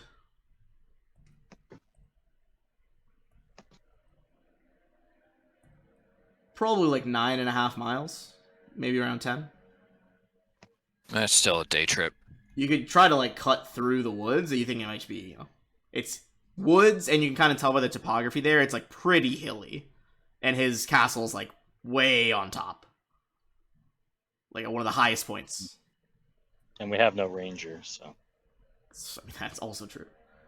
But that being said, now that we kind of have a little bit of an idea of that Ravenloft location, I'll bring you guys back to the actual like Barovia village map. As you guys are kind of over by that tavern over here. Yeah, I'm gonna go to the general store. Okay. Did we E1 is general, yeah. Yeah. Did we get a tally on how much money we have? And I do apologize, I wasn't keeping track of it. Yeah, it's a few messages up in the roll 20 you put chat. it in there. Yeah, you have 10 copper pieces, 16 silver, 3 gold, minus however much you spent on booze last night. 3 gold. That's it. Yeah. What about all the stuff that we found in the house? That's stuff. That's not items worth. Like Yeah, those items are worth something. Yeah, But yeah. it's unless we find someone to sell it to, that's just the loose change we have. We can't Yes. just like. Yes, whoever's Ethan, I gonna know buy how that. it works. All right. Let's see if there's Okay. So Um, what's your question then? If you Well, know, my question was, did we not find gold pieces in the house? yeah, just 17. All right. Everything else was just an item worth a certain amount. Like we found that like necklace that was Also- worth 750. When you say 17, it's like 16 plus 1, right? Or is it 15 plus 2? Come on. Well, I mean, you don't even know if you could sell anything in this town yet. I will agree with that. So if you Yeah. want to go talk to the guy. I would have if you been wanna stoked take about items, go for 3 it. gold pieces. It's not a lot, unfortunately. That's more gold than a lot of these fucking peasants have in this town. We might be able to Um, buy us a house here, fellas. I mean, you say that, but that's absolutely true. You probably could. Like- It's like Euro trip. Yeah. Toss Real in a estate in nickel. Barovia is a little cheap these days. Yeah, it's not ideal. So it's Bill Drath's Mercantile, owned by Bill Drath Cantemir himself. Basically at this place, he is the gear that he is selling. He's selling anything from the adventure gear table in the player's handbook, but only items that on the table are worth less than 25 gold pieces. And you can see that once you have seen those items, everything that he's selling is marked up by 10 times the actual price. Mm. Yeah. Damn, dude. He's for sure taking advantage of the situation. Straight I mean- pawn shopping it. It's all the stuff he's taken from all the heroes that who died here. Yeah, so here I can actually I'll try to drag it on so it pops up for you guys. But there you go. That's just like a list of like different adventuring gear, essentially. So he's got all this shit. Is there anything particular you're looking for? I mean, I could use some potions. Okay, let me see here. Holy water, check. I believe potion. Let me see how much potion is. Potion of healing is 50 gold pieces. 50 Holy gold shit. pieces. Yeah, damn, God dude. Damn. Somebody's about So to get he wouldn't even robbed. carry that actually, because it's got to be 25 or under before he multiplies it. Holy water, on the other hand, though, I believe is less. So holy water is normally 25 gold pieces, so he's selling it for 250. And our cleric, he can make holy water, I believe, right? I sure hope so. I mean, that's how holy water works in real life. yeah, Or I mean, there's I've a blessed spell my I'm sure he holy could water. take. I bet there's You got to could- be like a feat or something, right? Like, we can't be the only There's people gotta that be thought of something. this. Yeah. All right.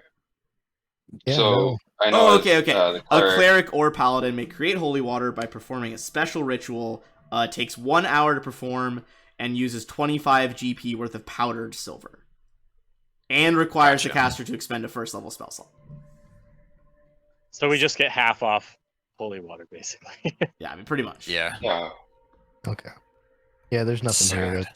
There's nothing here I would All want. right. Yeah, I kind of want some. I kind of want some oil. So I'll take some oil. And Let me see how much oil is. one silver piece is what it looked like. Okay, so 1 silver piece would equal out to a gold piece, because it's times 10. Alright, yeah, I'll pay that. He just kind of like I'll just snorts. take He's one. like, if you want it badly enough, you'll pay for it. Oh, he's real proud of his shit. More like he knows that Yeah, there's I'm literally kinda he hoping- he literally owns the only store in the village. Hey, buddy. We just got rid of your nightmare house. You should give us at least a fair price on it. Give me a diplomacy check. Oh, that's persuasion. I'll say, you know what? right? I'll say. Oh, sorry, yeah, persuasion. I apologize. I keep switching it. I would say with advantage as well, because this is you did take care of a major fucking problem in town. Yeah, so I mean, I'm the one that wants it, so I mean, I'll throw it out there too. 21 and Hopefully 17. that- I would say. I mean, yeah. I mean, thank God for advantage. But And that Yeah. God, look at that fucking red 0 just mocking you. Yeah, you guys working together, kind of is like, all right, fine. For you, only 500% increase, times 5 the value. Oh, can I take this guy and just smash his head into the fucking counter? Yes. Are you trying to be stealthy about it? Because he's gonna call for his stock boy to come help him if you do. That's fine. I'll bite his stock boy. I mean, up to you if that's something you want to do. Give me a bluff check, I guess, as you're deception as you're getting close to him. Oh, jeez. Here we go. Deception? It's gonna be deception check. Is anyone in there with him, by the way? Oh yeah. I think who went in with you? It was So Agnes is in there because Agnes was in there because he wanted that other stuff. Actually, could we maybe do sleight of hand? Maybe I pull out something that we got from the loot list and see what he'd give us for it. And Well, then, wouldn't you just be showing it to him if you wanted it? Well, yeah. See if he wants it. Then we get closer. I'll just. I mean, you can bash sleight of it hand to into see how the cool counter. you pull out this object. Like, be my guest. Oh, okay. So you just want me to fail the deception check, right? That's fine. Wait, are you? So you're trying to like show him this as a distraction for then Yeah, slamming him? just Oh my distraction. God. Yeah. Oh my god. Yeah. I mean, it was just going to be like a. I feel like you Dude, brought this nat dude, one now- upon yourself. 2 nat 1s in a row for him. He takes a step back and whistles and he goes, "Periwimple, get out here!" it's funny because he's surrounded by like charisma-based characters, and it's like this guy really thinks he's super charming or like scary, but it just doesn't come across like that. Give me. Wait, no, wait. Did I get my oil or not? Like, what's going on? Hold on. I think you probably purchased the oil before this went down. Hold on, Okay, let me see cool. if this is in. Give me 1 fucking second. You guys let me do this, okay? Hold on. Hold on. Damn. Yeah, that's why I asked if anyone's in there with him. They could have stopped him, but You see, so I'm just using this token because this is his stats. But he has the stats of a gladiator.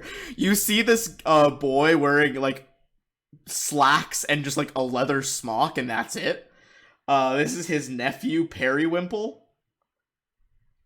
Whose real name is Pearpole Cantemir, but his brother calls him, his uncle calls him Periwimple.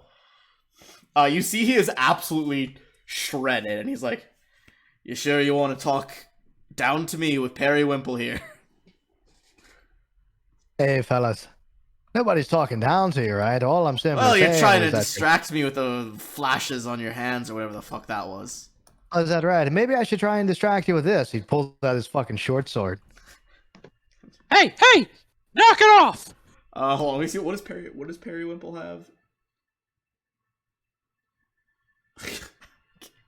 He just pulls out like a straight up, like literally like a 2x4 with like a bunch of nails at the end.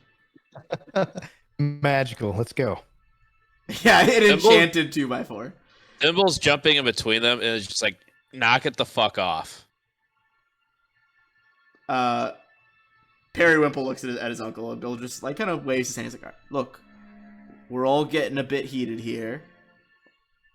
He's right. Let's take it down a notch. I offered to give you that discount, only 5 times a typical price.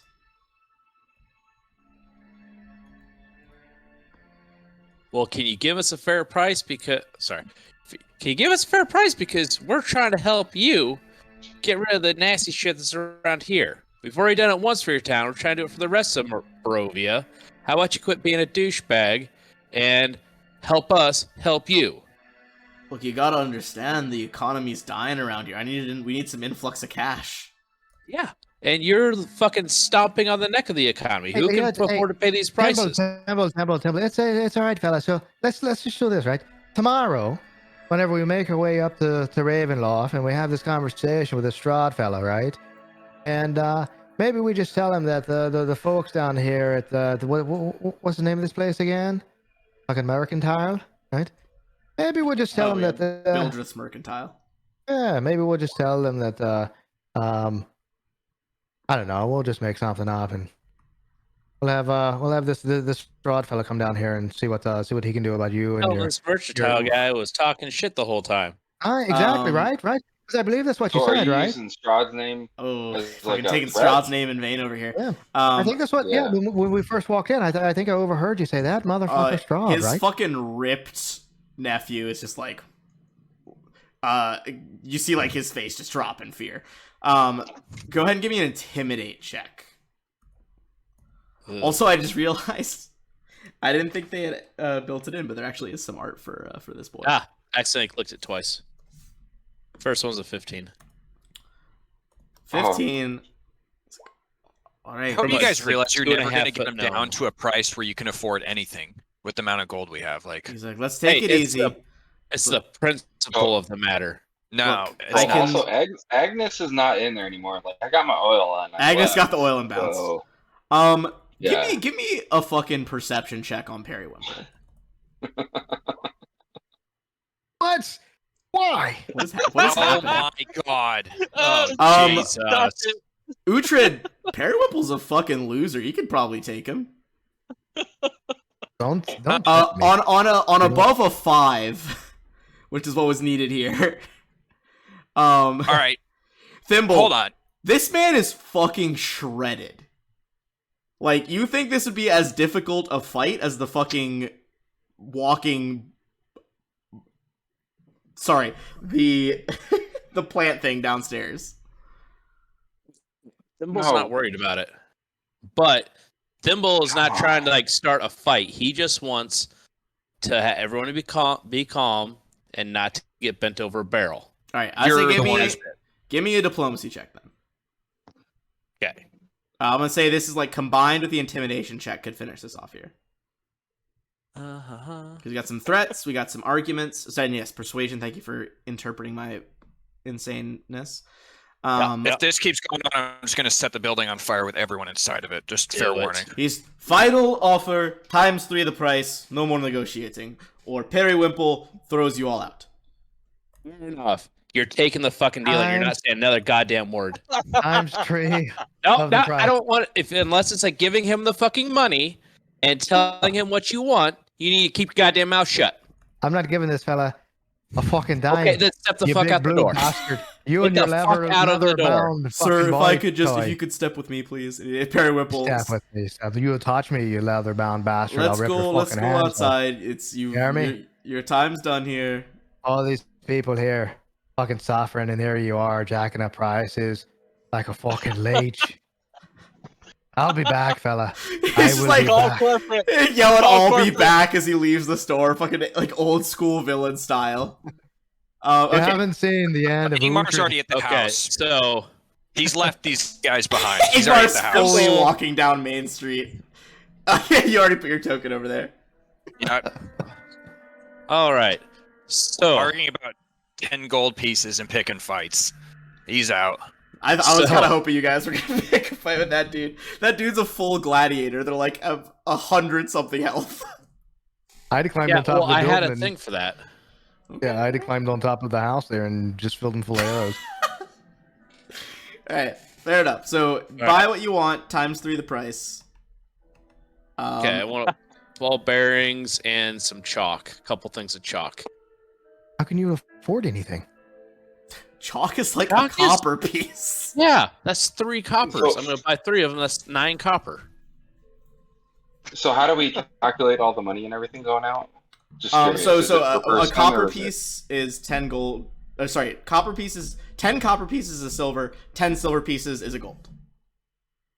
Right. Are you asking but, how we get the gold? I keep track of it in the loot list, Oh, and I'll sorry, tell I you when we misunderstood get the it. question. No, so Okay, so yeah. I updated the loot list for like I put loot per person or whatever in there, and then I just kind of put what my current loot was. I guess after Oh, you that, keep I don't know if track of that that. You helps. can keep track of that on your own sheet. On my Isn't sheet. there a spot? Okay, Isn't cool. there a I'll do spot that on the then. sheet for it? Yeah, if it's something I like think you there is, have yeah. claimed for just yourself, you can put it on your own sheet. I don't think it needs to be in the group one. I thought they had it. There was a spot. Oh, that's Yeah, only there's like Pathfinder where we have a gold. No, there's a spot on. I The think there sheet is a spot it, for miscellaneous gear. Yeah, there's a spot for. Oh yeah, there for is. loot There and is. stuff Yeah, like keep that. track of it on there, and when you buy something, just it's on our system. Subtract it yourself, kind of deal. Okay. It saves then us as on far too as, much like- minutia. Okay. Okay. Cool. So you get that stuff. Anyone else, you can buy some. You get some chalk. You get some of the other stuff as well. Are the rest of you guys kind of filtering out? Ingmar, I'm gonna say you get there first. The rest, I assume, are filtering back to the. I'm not actually. I would have waited for Oh, okay. them for sure. But Alright. I mean, I don't we'll think come I'm back and welcome. assassinate Or, that guy uh, tonight. Jesus fucking Christ. I will. Are any of you guys looking for anything else in town before you head to the Burgomaster's mansion? No, we're not going. We're going to stay here until it's nighttime, and I'm going to cut this guy's head off. What a way! Can What a Bodovin- way to endear yourself to these townsfolk. Just commit casual murder. We're solving two problems, right? We took care of the murder house. Now we're going to get rid of this flipping used junk salesman. Can Bodovin sell his piece of soap that he picked up in the murder mansion? He put it in his satchel. Oh, your just murder wants to soap? see what the guy'll pick for. Yeah, I'll be like, this is the last thing left from the murder house. How much do you want for it? And I'm gonna try Ooh. to like, How much? I'm gonna try to like play him, with the whole pawn store kind of thing, and see if I can't, get a He's piece of just gold like, for this person. you tell him that, and he immediately is like, "Oh, it's from the house."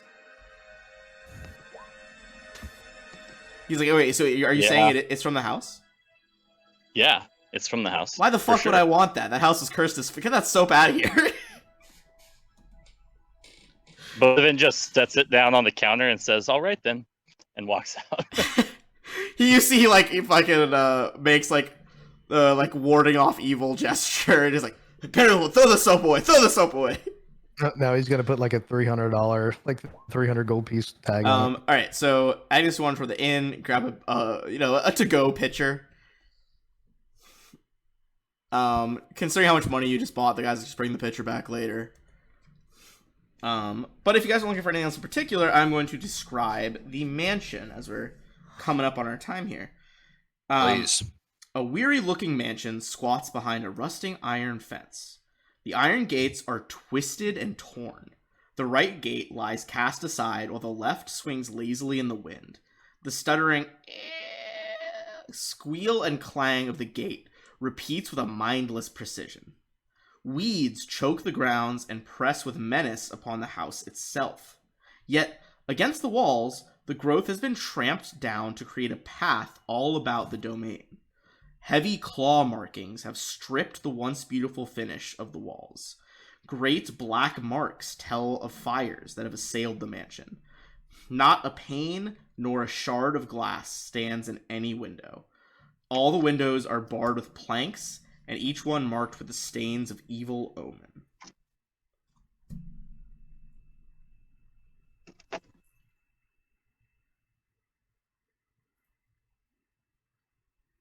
Obviously ominous, but walk up to the door and make sure everyone's there, and then walk up to the door and knock on it. Yeah, Agnes would like to knock on it with like the handle of his hammer, maybe. Who's out there?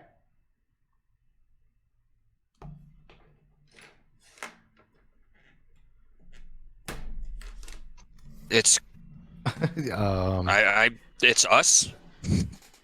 If you work for that Like, oversized leech, I promise you'll not find an easy fight here. We're Come on, here Nate. to see Irina. That's but me. Go Are ahead, you the T. ones Ismark sent?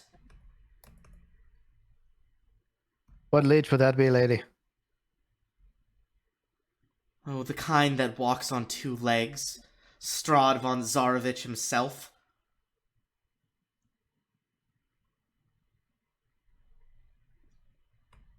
Well, Anybody else want to say something? well, I thought you were going to continue that line of Yeah, I questioning, thought. but no.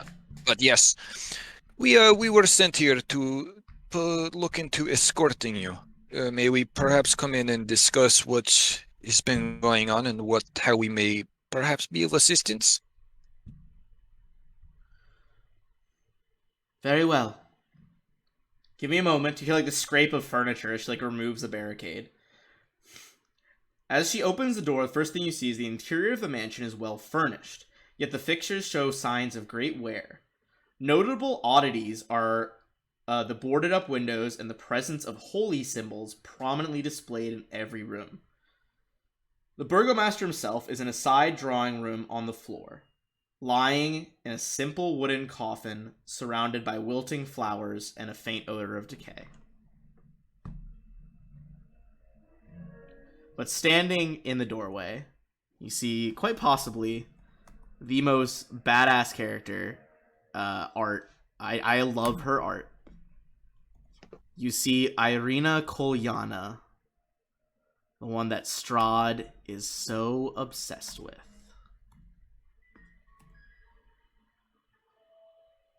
She has no Yeah. legs. Shut up. That's what makes her face, so much Yeah. better. You see she has like polished, bright silver, like engraved armor, a beautiful sword clutched in one hand. That's why we have to spirit her away, because she can't run away. Yeah, she's That's the true. Oath of Mobility Paladin. Oath of mobility. Wait, are we woman napping her? Is that what's going on? No, we're not woman napping her. Do not start woman napping. As you guys enter, you can see that she is like not necessarily angry with you guys, but she is clearly ready to go into a fight if need be. She is ready to defend herself, and looks like she has at least some capability of doing so. Does she? I mean, obviously, this is a very odd party that we have together. But does she like? Is she mad at us? No, you think Like, she's does just she kind come of off as mad that? at her situation. She's like, Okay, gotcha. well, Well, she'll give you a little bit more of it. It's just like, well, it makes sense that Ismark could convince you all. The locals are scared to death of coming anywhere near me. And it doesn't take a genius. She kind of looks at all the different races on display here that clearly aren't, human, let alone Barovian. And she's like, well, I see we have some outsiders here. well, based on from what I've seen, it seems you can handle yourself quite well. What need for us do you have? Night after night for weeks. Terrible creatures have attacked me. You you pulled the broken one, right? Was that the card? Yes. Is that what so you're pulling from the deck right now? Yeah. No, I just- didn't mean to do that. Oh, okay. I did that. Oh, okay. Oh, okay. They're pretty thematic. I mean, I would say Ingmar, if you're playing along and pull that one, you can see like strange, like magical holograms kind of floating around the card as you see the house being like the windows being shattered, wolves, what looks like shambling zombies, maybe some other forms of undead are kind of just prowling the outside of her house at night. And I'll she's like, take it. after all that, my father's heart, the burgomaster couldn't stand the assault anymore. He died yesterday of a heart attack. I imagine while my brother was trying to drum up some support to get me out of town. Wait, so your father died yesterday, you're saying? Yes, and no one even has come to be his pallbearers and bring him to the graveyard on the other side of town. They're all terrified that if they help me, well, Strahd won't be keen on helping them. Ingmar's gonna kind of elbow our cleric and ask him, like, let's see if you can see the body. So, yeah. I would say you guys also know that Agnes you is are gonna- trying to escort her to Veliki. Sorry, Veliki, which is a town farther away.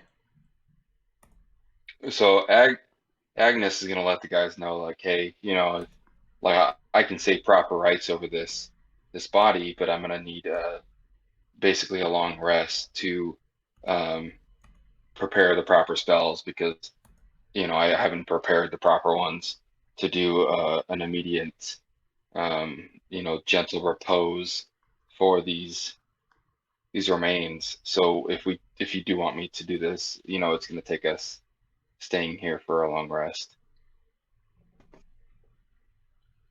She says, "Well, did she kind of hears you guys talking about that? She's like, I would appreciate any help with his burial. What did my brother want you all to do? Are you to just guard me? We are to escort you, yes. To escort Get you away from here. She nods slowly. Well, at least that might get the village out of the sight lines of Strahd for a bit. I'd appreciate that. I'm sure my late father would as well. But I will not leave the village with you until he is put to rest. Detect magic. Yeah, just Let me just double check. You don't detect any magic coming off of her or the body. all right. Anything in the house I need to worry about, or any? Does not seem to be, no. All right. Well, perhaps we do not need to say any particular spells, but perhaps we can just bury the man up at the cemetery. Yes, that My, would take not long. so my friends, I would if we were going to prepare this corpse properly before transporting it, I would like to take the time to prepare it accordingly and cast the appropriate spells over you know, this father before we move him. Then let me ask you this. Clearly, we must bury the man, and our cleric here needs to wait until tomorrow morning to do so. What if today we prepare the site? We stay here with you until tomorrow to help protect you. However, we would never discussed what would be exchanged for this protection. I suppose it'd be too much to consider anything in Barovia would be done out of the goodness of someone's heart. I'm sure my brother could find some spare gold in the Actually, Burgomaster's lady. coffers. Lady, if you don't mind, with your father passing away so suddenly, would it be safe to say that your brother could possibly inherit his title? I suppose so. Let me double check. It doesn't actually So- say. I wonder if Burgomeister. I don't know if they're like elected officials or anything like that. Yeah, that's what I'm checking right now because I know it is like an old medieval thing. Let's see. Master of the town, master of the borough, master of the citizens are all kind of translations of it.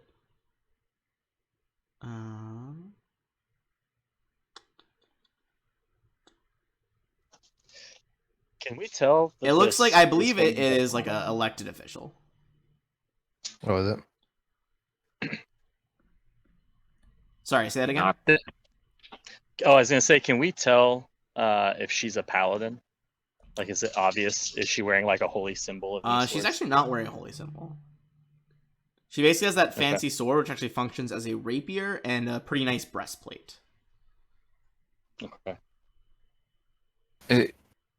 Listen, we may not be in here for money or riches. If we were, we would not be in Barovia, clearly. We've seen your good store, and it was lacking to say the least.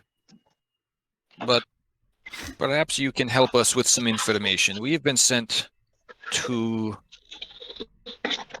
I'm not sure how to say what we've been sent for.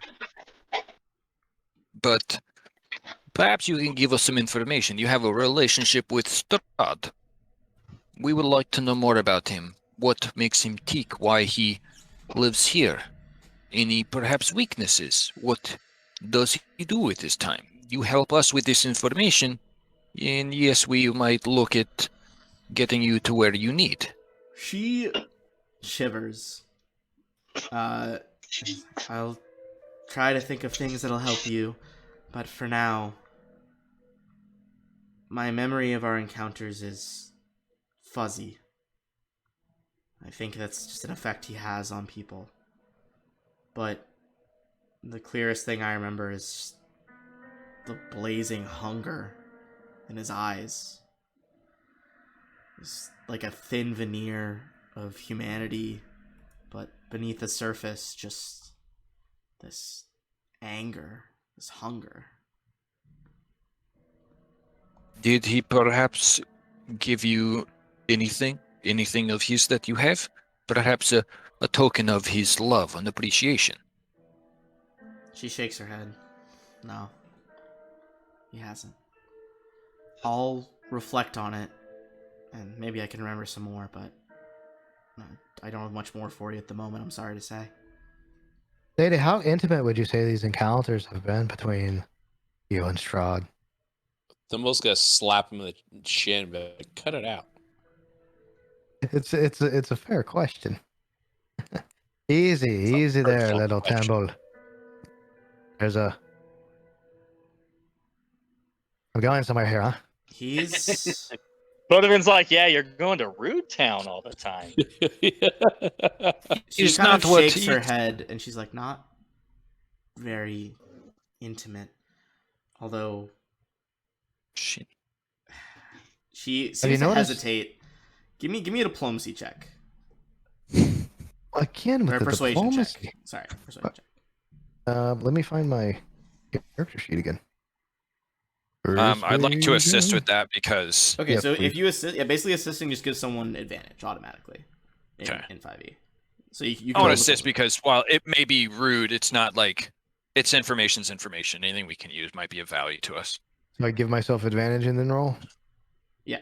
Yep. Go for it. And this will probably be like our last roll of the night. Oh, there we go. Not bad. Not bad. Not bad at all. Okay. She's like, That's 0. I do know that one of the reasons the villagers are afraid of me is that both times he bit me. And that's where I was going, little lady. How many times have you been bitten? Twice, but I have not seemed any worse for the wear. Don't suppose you would just yet. And with that, What does this mean? Go ahead. All right, we'll wait. I was Till gonna next say week. with that revelation that he has bitten her. We'll come back next Tuesday.